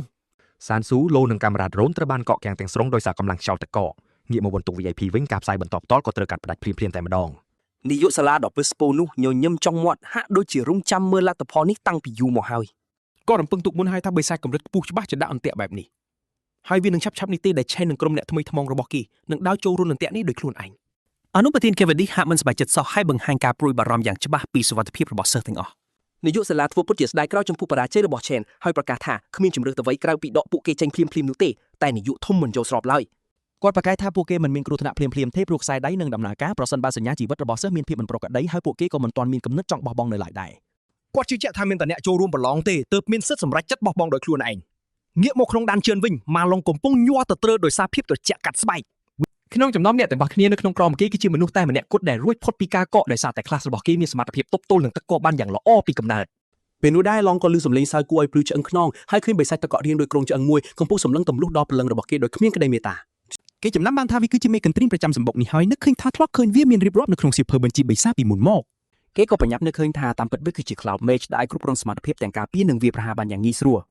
ក្រៅពីអាចគ្រប់គ្រងទឹកកកនិងព្រើដល់មានបែបប្រឹងគេក៏នឹកឃើញដែរថាសត្វចម្លែកនៅចំពោះមុខនេះដែលចូលចិត្តសម្លាប់ចំណីតាមរយៈការធ្វើទារុណកម្មយូរត្រូវបានគេស្គាល់ថាជា Bone King នៃសាកសពគេដឹងច្បាស់ថាក្របបែកទឹកកកអំបញ្ញមិញគ្រាន់តែជាអន្ទាក់ប៉ុណ្ណោះដូច្នេះគេក៏ងាកក្រោយរត់យកតែប្រាស់ដោយមិនខ្វល់អ្វីទាំងអស់ដើម្បីសង្គ្រោះជីវិតខ្លួនឯង ឡងយល់ច្បាស់ណាស់ថាគេមិនអាចតទល់ជាមួយបិសាចកម្រិត S ដ៏សាហាវបែបនេះដោយខ្លួនឯងបានទេទោះក្នុងកាលៈទេសៈណាក៏ដោយ គេស៊ូរត់ទៅរកឆេនដើម្បីជួយរំដោះប៉ុន្តែការវាប្រហារដោយទឹកកកបានបាញ់ចំជើងរបស់គេមុនពេលអាចទៅដល់គូដៃទាន់ពេល Bone King សើចចំអស់មើងងាយយ៉ាងខ្លាំងខណៈពេលដែលខ្សែដៃរបស់គេបានបញ្ចេញសញ្ញាប្រមានដែលប្រាប់ថាជើងរបស់គេត្រូវមុតទ្រូដល់ឆ្អឹងបាត់ទៅហើយវាផ្ដោតជំរឿឲ្យគេអាចបោះបង់ការប្រឡងបានប៉ុន្តែឡងបដិសេធមិនព្រមអស់សង្ឃឹមឡើយហើយនៅតែព្យាយាមរំលីទឹកកកជួយឆេនមុនពេលពួកគេបាត់បង់ឱកាសចុងក្រោយនេះពេលនោះបំណៃទឹកកកមួយទៀតបានចាក់ទម្លុះដៃរបស់គេរារាំងគេមិនឲ្យជួយចិនបានទោះជាខំប្រឹងយ៉ាងណាក៏ដោយ ស្ដេចឆ្អឹងរីករាយនឹងការឈឺចាប់នេះពេលឃើញគេទ្រាំទ្រនឹងទុកវេទនាយ៉ាងខ្លាំងខណៈកងដៃរបស់គេលោតសារប្រមានពីរបួសធ្ងន់ធ្ងរម្ដងទៀត ប្រព័ន្ធនោះបានចាប់សញ្ញាដឹងថាដៃរបស់គេត្រូវបានចាក់ទម្លុះយ៉ាងដំណំហើយបញ្ជាក់ថាចង្វាក់បេះដូងរបស់គេបានលូតញាប់ដល់កម្រិតគ្រោះថ្នាក់បំផុត បន្ទាប់មកវាផ្ដល់ជំរឿឲ្យគេបោះបង់ការប្រឡងនេះចំម្ដងទៀតប៉ុន្តែក្មេងប្រុសនោះបែរជានឹកឃើញដល់អតីតកាលរបស់ខ្លួនទៅវិញ គេនឹកឃើញថាមួយជីវិតនេះគេតែងតែរត់គេចពីបញ្ហាជានិច្ចពេលជួបការលំបាកម្ដង ទម្លាប់នោះធ្វើឲ្យគេដើរក្រោយគេជានិច្ចគ្មានលាស់ពេលឡើយគេចាំថាអ្នកដទៃតែងតែមើងងាយធ្វើបាបនិងសោកចំអកឲ្យគេយ៉ាងណាខ្លះ ប៉ុន្តែគេនឹងមិត្តភ័ក្តិបានខិតខំប្រឹងប្រែងយ៉ាងខ្លាំងទើបអាចមកដល់ទីនេះពេលនេះគេចាត់ទុកពេលវេលានេះជាឱកាសចុងក្រោយបំផុតដើម្បីផ្លាស់ប្ដូរជោគវាសនារបស់ពួកគេទាំងអស់គ្នា ដូច្នេះគេក៏ប្រមូលកម្លាំងដែលនៅសល់ចុងក្រោយក្រោយឈរឡើងឲ្យអាចរំដោះជេនបានសម្រេច គេជួយយ៉ាងអង់អាចខណៈស្ដេចឆ្អឹងបាញ់ផ្ទាំងតកកជាច្រើនសណ្ដោមរកគេដោយមិនឈប់សោះពេលការវិបហានោះជិតធ្លាក់មកដល់គេក៏ស្រែកឡើងយ៉ាងខ្លាំងហើយជេនក៏បានបើកភ្លេចឡើងភ្លាមនៅវិនាទីនោះតែម្ដង ដុំទឹកកកនោះបានបែកខ្ទេចពីជាអំណាចបំណាច់ហើយជេនបានស្ទុះទៅមុខយ៉ាងលឿនដោយបីឡុងចេញពីគ្រោះថ្នាក់ក្នុងមួយប៉ព្រិចភ្នែក ការរកគិភ្លាមនេះធ្វើឲ្យស្ដេចឆ្អឹងវង្វេងស្មារតីចំណែកឡុងក៏ដឹងថាទីបំផុតជេនអាចបំបែកគុកទឹកកកនោះបានដោយកម្លាំងខ្លួនឯងសុទ្ធសាធ អ្នកច្បាំងនោះអរគុណលងដែលបានជួយហៅសួរនាំពីអាការៈរបស់គេភ្លាមដោយក្តីបារម្ភ ឡងតបវិញថាឈាមបានជប់ហូរហើយដូច្នេះគេនឹងមិនជួបគ្រោះថ្នាក់ដល់ជីវិតទេយ៉ាងហោចណាស់ក៏ក្នុងពេលនេះដែរ គេប្រាប់ជេនថាបិសាចដែលពួកគេកំពុងចោទទល់នេះគឺជាស្ដេចចំណាត់ថ្នាក់សេប្រភេទពពកឈ្មោះថាស្ដេចឆ្អឹងហើយគេព្រមានថាវាពិតជាមានគ្រោះថ្នាក់បំផុតក្នុងការប្រយុទ្ធ គេបញ្ជាក់ថាពួកគេមិនត្រូវបណ្ដោយឲ្យកកម្ដងទៀតជាដាច់ខាតបើនៅចង់មានឱកាសរស់រានមានជីវិតពីការប្រយុទ្ធមួយនេះ ពួកគេងាកក្រោយមើលឃើញស្ដេចឆ្អឹងកំពុងប្រមូលផ្ដុំទឹកកកយ៉ាងធំដែលខ្លាចជាការវាប្រហារមហាទឹកកកដ៏សម្បើមត្រៀមនឹងបាញ់ចេញមក លងទាំងស្មារតីពេលដឹងថាបិសាចនេះចិត្តនឹងទម្លាក់គ្រាប់បែកទឹកកកដ៏ធំមកលើពួកគេហើយ ភ្លាមនោះគ្រាប់បាច់ក៏ធ្លាក់ចុះមកគ្រាប់ដណ្ដប់អ្វីគ្រប់យ៉ាងដោយពន្លឺពណ៌សចាំងចូលភ្នែក បិសាចនោះចាប់ផ្ដើមសើចប៉ុន្តែសំឡេងនោះក៏ស្ងាត់ទៅវិញភ្លាមពេលវាឃើញថាពួកគេទាំងពីរនៅតែមានជីវិតក្រោយការវាប្រហារដ៏កក្រើកនេះ ជេនបានបដូរថ្នាក់របស់គេទៅជាស្ដេចភ្លើងនរកនិងបើកដំណើរការរៀងកែតកកអ្នកចម្បាំងពពកដែលធ្វើឲ្យគេស៊ាំនឹងការវាប្រហារប្រភេទត្រជាក់ទាំងស្រុង ការផ្លាស់ប្ដូរនេះក៏បានបង្កើនកម្រិតការពាររបស់គេក្នុងតំបន់ត្រជាក់ដែលធ្វើឲ្យសមភូមិនេះក្លាយជាព្រែបសម្រាប់គេទៅវិញ ស្ដេចឆ្អឹងស្រែកឡើងយ៉ាងរន្ធត់ហើយសូម្បីតែឡុងក៏ងឿងឆ្ងល់ពេលឈរសម្លឹងមើលមិត្តរបស់ខ្លួនដែរ ដែលគិតថាជាអ្នកតាំងសឹងលាក់មុខម្នាក់បែរជាខ្លាចជាអ្នកចម្បាំងប្រភេទពពកទៅវិញ គេឆ្ងល់ថាជេនជាកម្ពុជាមនុស្សកម្រដែលអាចដាក់ធម្មពលពីរផ្សេងគ្នាក្នុងពេលតែមួយដោយគ្មានការដាក់កម្រិតដែរឬទេ ជេនគ្រាន់តែសុំទោសដែលបានវាយតម្លៃស្ថានភាពខុសកាលពីមុនហើយទទួលស្គាល់ថាគេបានទាញមិត្តភ័ក្តិចូលនឹងការប្រយុទ្ធដ៏គ្រោះថ្នាក់ដោយសារកំហុសនេះ ដូច្នេះគេក៏បដូរថ្នាក់ម្ដងទៀតទៅជាបិសាចជ្រោះនរកបន្ទាប់មកគេទាញដាវអ្នកចម្បាំងភ្លើងនរកចេញមកហើយប្រឈមមុខជាមួយស្ដេចឆ្អឹងដោយតាំងចិត្តបញ្ចប់ការប្រយុទ្ធនេះនៅទីនោះតែម្ដង មិត្តសម្លាញ់របស់គេហាមាត់ខ្លងពេលឃើញទស្សនវិជ្ជានេះជាធម្មតាអ្នកភ្នាក់ដឹងខ្លួនទាំងអស់កើតមកមានតែថ្នាក់មួយប៉ុណ្ណោះដែលពួកគេអាចជំនាញបាន ប៉ុន្តែក្នុងចំណោមនោះមានករណីដ៏កម្របំផុតដែលមនុស្សម្នាក់មានឋានៈពីរព្រមគ្នាអ្នកមានឋានៈពីរនេះគឺកម្រខ្លាំងណាស់ដែលគេអាចរាប់ចំនួនបានលើបាតដៃ ភាពពិសេសនេះធ្វើឲ្យពួកគេខ្លាចជាកំណប់ដែលសមាគមធំៗលួចស្រស់ទឹកមាត់ប៉ុន្តែត្រឹមនេះមិនទាន់ធ្វើឲ្យគេភ្ញាក់ផ្អើលឡើយ គេសង្កេតយ៉ាងច្បាស់ហើយដឹងថាជេនមិនមែនប្រើតែមួយឬពីរទេតែប្រើដល់តែ3ថ្នាក់ផ្សេងគ្នា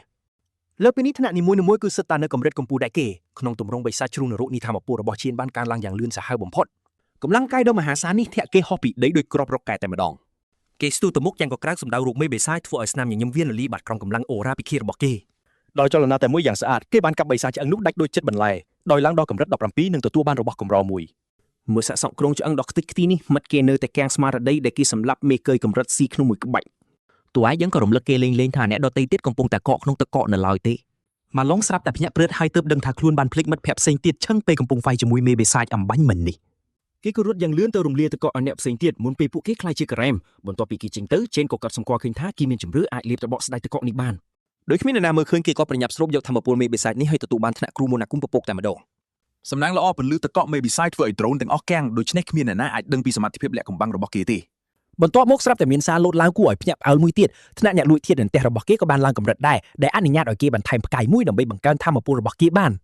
សាច់រឿងក៏បានបដូរទៅរូងភ្នំចំណាត់ថ្នាក់ដេកន្លែងដែលក្រុមប្រធានក្រុមប្រឹក្សាកំពុងទទួលរងការវាយប្រហារយ៉ាងធ្ងន់ធ្ងរទោះពួកគេវាយសាហាវយ៉ាងណាក៏មានបិសាចចំណាត់ថ្នាក់ដេនេះនៅតែស្វិតពីសម្រាប់អ្នកភ្ញាក់ដឹងខ្លួនថ្មីថ្មោងទាំងនេះដែរក្រុមមន្តអាគមដែលកំពុងប្រាជ្ញច្រវាក់រឹតមិនទាំងចលនាសត្វចម្លែកឥឡូវនេះគឺចិត្តនឹងដួលសន្លប់ទៅហើយចំណែកព្រួយរន្ទះរបស់នេះធ្នោះហាក់ដូចជាកំពុងម៉ាស្សាស្រាលជាងផ្ដល់ការខូចខាតពិតប្រាកដដល់មេកន្ត្រាញប្រចាំជាន់ទៅវិញ ពួកគេត្រូវខ្ទាតប៉ើងដូចតុក្កតាជ័រថោកក្នុងប្រអប់កាដូភាពអាម៉ាស់នេះធ្វើឲ្យពួកគេគិតថាការវឹកហាត់ប្រយុទ្ធកន្លងមកគឺពិតជាគ្មានន័យអ្វីតតែសោះមែនទេពួកគេមិនដែលប្រឈមមុខនឹងធម្មពលកម្រិតនេះពីមុនមកទេគ្រូមន្តអាគមដឹងយ៉ាងច្បាស់ថាប្រធានតេងគឺជាក្តីសង្ឃឹមតែមួយគត់របស់ពួកគេក្នុងការវាយឈ្នះមេធំនេះនៅខ្សែត្រៀមខាងក្រោយប្រធានកំពុងឈរបងអ៊ុតរៀងគាត់ប្រមូលធម្មពលប្រើក្បាច់ចុងក្រោយខណៈដែលគ្រូមន្តអាគមជំនួយកំពុងបន្ថែមធម្មពលឲ្យគាត់ពេលប្រមូលធម្មពលបានគ្រប់គ្រាន់ហើយគាត់ក៏ហោះទៅកាប់មេធំនោះជាមួយនឹងដាវភ្លើងដ៏សន្ធោសន្ធឺរបស់គាត់ ផ្លែដាវបានចាក់ទម្លុះចំស្នូលរបស់វាឲ្យផ្ទុះឡើងជាព្យុះអណ្ដាតភ្លើងដែលរំលាយសត្វចម្លែកនោះពីខាងក្នុងមកក្រៅតែម្ដង មើលរំក្រុមនាំគ្នាស្រែកហួអបអរចំពោះការលេចចេញនៅវីរបុរសដែលឈ្មោះរបស់គេនឹងត្រូវកត់ត្រាទុកក្នុងសៀវភៅប្រវត្តិសាស្ត្រមិនខាន ដ្រូនបានប្រកាសថាក្រុមរបស់ពួកគេទម្លុះគុកងមៀតកម្រិត D ក្នុងរយៈពេលជាង30នាទីដោយក្តីរំភើបក្រុមរបស់គាត់ជឿជាក់យ៉ាងមុតមមថាពួកគេនឹងទទួលបានចំណាត់ថ្នាក់លោកមួយគ្មានក្រុមណាអាចយកឈ្នះកំណាត់ត្រានេះបានទេពួកគេដើរចេញពីគុកងងឹតយ៉ាងអង់អាចដោយសង្ឃឹមថានឹងឃើញឈ្មោះរបស់ពួកគេស្ថិតនៅលើកំពូលតារាងដោយមោទនភាពបន្តិចក្រោយមកពួកគេដើរកាត់សារធំដែលពោពេញទៅដោយសិស្សចោះចាញ់ហើយត្រូវគេបញ្ជូនចេញមកក្រៅមុនអ្នកទាំងនោះភាគច្រើនមើលទៅភ័យខ្លាចយ៉ាងខ្លាំងហើយនៅតែលងបន្លាចដោយបិសាចដែលពួកគេទៅជួបជាលើកដំបូងកូនចៅរបស់ប្រធានបែរជាកលេចឃើញដំណោះរបស់យើងនិងក្រុមរបស់គេកំពុងអង្គុយនៅក្បែរនោះដែរគ្រាន់តែមើលក្រុមដនួយហត់របស់គេមួយផ្លែក៏ដឹងច្បាស់បាត់ទៅហើយពួកគេច្បាស់ជាបរាជ័យភ្លាមតាំងពីពេលដើរចូលទៅម្លេះអាល្ងងនោះដើរចូលមកឌឺដងចំអកឲ្យឈេនដែលបរាជ័យពាក់កណ្ដាលទីទាំងដែលមុននេះទៅតែសម្ដែងលើកពីអួនអាងសោះឆ្កែស្មោះត្រង់នេះនៅតែបន្តព្រុសប៉ុន្តែចវាយរបស់វាក៏បំបិតមាត់វាវិញព្រោះអនុប្រធានសម្ព័ន្ធកំពុងតែដើរចូលមកហើយបរិសុទ្ធដ៏សង្ហាម្នាក់នោះទះដៃយឺតហើយអបអរសាទរសិស្សទាំងអស់ចំពោះការបញ្ចេញសមត្ថភាពដ៏អស្ចារ្យរបស់ពួកគេពេលគាត់ដើរចូលមកជិតប្រធាននៅតែរក្សាទឹកមុខស្ងប់ស្ងាត់ចំណែកកូនចៅរបស់គេវិញញ័រខ្លួនដោយក្តីរំភើបដែលបានឈរនៅមុខកំពូលមនុស្សដ៏មានឥទ្ធិពលបំផុតនៅលើពិភពលោកប្រធានធីងហុចដៃសុំចាប់ដៃយ៉ាងជឿជាក់ប៉ុន្តែលោកខាលខេឌីសមិនខ្វល់សំបីបន្តិចគាត់ដើរហួសទៅមុខដោយមិនទៀងក្រឡេកមើលផងទទួលរងការប្រមាថយ៉ាងបើកចំហបែបនេះប្រធានមានអារម្មណ៍ថាកិត្តិយសខ្លួនត្រូវខ្ជិចខ្ទីអស់ហើយអ្វីដែលកាន់តែអាក្រក់អនុប្រធានបែរជាហៅសត្រូវរបស់គេថាជាវីរបុរសពិតប្រាកដយ៉ាងពេញទំហឹងបុរាណនោះចាប់ស្មៃឆេនហើយប្រកាសឲ្យអ្នកនៅក្បែរនោះឮថាគេទម្លុះគុកងងឹតកម្រិត D ក្នុងរយៈពេលត្រឹមតែ20នាទីប៉ុណ្ណោះសូម្បីតែក្រុមអាជីពមកពីត្រកូលផ្ទាល់ខ្លួនរបស់គាត់ក៏មិនធ្លាប់ធ្វើបានកំណត់ត្រាបែបនេះដែរទាំងប្រធានក្រុមប្រឹក្សានិងកូនចៅរបស់គេគឺគាំងនិយាយឡើងចេញតែម្ដងពួកគេមិនយល់ទាល់តែសោះថាមនុស្សអន់4នាក់អាចយកឈ្នះក្រុមដែលមានគ្នា10នាក់របស់ពួកគេហើយថែមទាំងទម្លុះគុកងងឹតកម្រិត D បានយ៉ាងដូចម្ដេចចំណែកឆេនវិញមិនតែព្រិចភ្នែកផងការទទួលបានពាក្យសរសើរពីមនុស្សមានអំណាចបំផុតក្នុងប្រទេសគឺមិនមានន័យអ្វីទាល់តែសោះសម្រាប់គេក្នុងពេលជាមួយគ្នានេះគេក៏ឆ្ងល់យ៉ាងខ្លាំងថាហេតុអីបានជាបុគ្គលដ៏មានឥទ្ធិពលម្នាក់នេះមកសាលានេះដោយផ្ទាល់ទៅវិញយ៉ាងណាក្តី Carl Candice និយាយយ៉ាងស្ងប់ស្ងាត់ថាគាត់នឹងចងចាំឈ្មោះរបស់ Chen ឲ្យបានច្បាស់បន្ទាប់មកគាត់ងាកទៅរក Gong Lin ដែលជាអ្នកអញ្ជើញគាត់មកទីនេះតាំងពីដំបូងអនុប្រធាននិយាយដោយធម្មតាថាកូនប្រុសរបស់គាត់ក៏មានទេពកោសល្យដែរដែលនេះគ្រាន់តែជាការសរសើរតាមមាត់តែប៉ុណ្ណោះពាក្យសម្ដីនេះបានបន្សល់ទុកនូវភាពជូរចត់នៅក្នុងចិត្តរបស់ពួកគេទាំងពីរនាក់ឪពុកនិងកូននិយាយចប់អនុប្រធានក៏ប្រកាសថាដល់ពេលដែលគាត់ត្រូវចាក់ចេញហើយនាយកសាលាក៏ប្រញាប់ឈានជើងចូលមកសម្រួលស្ថានភាពភ្លាមគាត់ប្រកាសលទ្ធផលប្រកួតចុងក្រោយដែលបញ្ជាក់ថាក្រុមកំពូលទាំងពីរគឺទទួលបានពិន្ទុស្មើគ្នាទាំងអស់ជាលទ្ធផលពួកគេទាំងអស់គ្នានឹងទទួលបានការអញ្ជើញជាផ្លូវការដើម្បីចូលរួមជាមួយ Imperial Gui ដំណឹងនេះស្ដាប់ទៅពីរោះដូចជាភ្លេងសួរសម្រាប់មិត្តរួមបន្ទប់របស់ Chen ព្រោះជីវិតពួកគេនឹងមានបានដោយសារតែការជួយជ្រុំជ្រែងដ៏ធំធេងរបស់គេគុណចៅរបស់ប្រធានទីងក៏នងគ្នាអបអរដែរប៉ុន្តែសម័យខ្លួនផ្ទាល់គឺមិនសប្បាយចិត្តទាល់តែសោះជាមួយនឹងលទ្ធផលមួយនេះ បន្ទាប់មកនាយកបញ្ជាក់ថាប្រធានក្រុមនឹងទទួលបានតំណែងគ្រប់គ្រងក្នុង Guild សម្រាប់ភាពជាអ្នកដឹកនាំរបស់ពួកគេហើយប្រាក់រង្វាន់$1 លាននឹងត្រូវបែងចែកស្មើគ្នា ពេលលើបែបនេះប្រធានក្រុមទាំងពីរពិតជាភ្ញាក់ផ្អើលយ៉ាងខ្លាំងចំណែក Chen លួចបារម្ភក្នុងចិត្តថាប្រាក់កន្លះ$1 លានមិនអាចសងបំណុលរបស់គេគ្រប់គ្រាន់ទេ គេត្រូវតែរកវិធីផ្សេងដើម្បីរកប្រាក់ដែលនៅខ្វះហើយធ្វើតាមការសន្យារបស់ខ្លួនជាមួយខាង Mighty Exchange ឲ្យបាន ប៉ុន្តែការបារម្ភនោះលែងជាបញ្ហាទៀតហើយព្រោះប្រធានធីងបានបដិសេធយ៉ាងចំហមិនព្រមទទួលយកលទ្ធផលស្មើគ្នានេះឡើយ គេបានប្រកាសយ៉ាងអង្អែលថាការប្រកួតមួយទល់នឹងមួយនឹងកំណត់អ្នកឈ្នះពិតប្រាកដជើងឯកគឺអាចមានតែម្នាក់ប៉ុណ្ណោះ ការតែងចិត្តប្រកួតភ្លាមៗនេះពិតជាគួរឲ្យភ្ញាក់ផ្អើលមែនទែនរហូតទាក់ទាញចំណាប់អារម្មណ៍របស់នាយកនិងសូម្បីតែអនុប្រធានផងដែរ ដោយក្តីព្រួយបារម្ភនឹងទង្វើរោរារបស់ក្មួយប្រុសលោកនាយកក៏ប្រយ័ត្នប្រញាប់ព្យាយាមបញ្ចុះបញ្ចូលគេឲ្យទទួលយកលទ្ធផលស្មើគ្នានេះវិញ បរិះចំណាស់ពន្យល់ថាលទ្ធផលស្មើគ្នានេះគឺល្អបំផុតទៅហើយជាពិសេសបន្ទាប់ពីភាពអាម៉ាស់របស់គេកាលពីមុននេះបន្តិច គាត់នៅតែស្ងប់ស្ងាត់ដោយគិតថាកំឡោះរបស់យើងនឹងបដិសេធការប្រកួតដ៏អត់ប្រយោជន៍នេះប៉ុន្តែកំឡោះនេះបែរជាទទួលយកការប្រកួតភ្លាមៗដោយលក្ខខណ្ឌថាអ្នកឈ្នះនឹងយកប្រាក់រង្វាន់$1 លានទាំងអស់ ការបត់បានដ៏ក្តៅកគុកនេះពិតជាកក្តៅខ្លាំងណាស់រហូតធ្វើឲ្យអនុប្រធានឈប់ងាក់ហើយលោកចៅការចាក់ចេញរបស់គាត់ភ្លាម ពីយប់ព្រមរួចរាល់ហើយ Chen ក៏ឈានជើងទៅមុខដើម្បីប្រជុំមុខជាមួយគេដោយផ្ទាល់ត្រៀមខ្លួនទូទាត់គំនុំនេះឲ្យចប់សពគ្រប់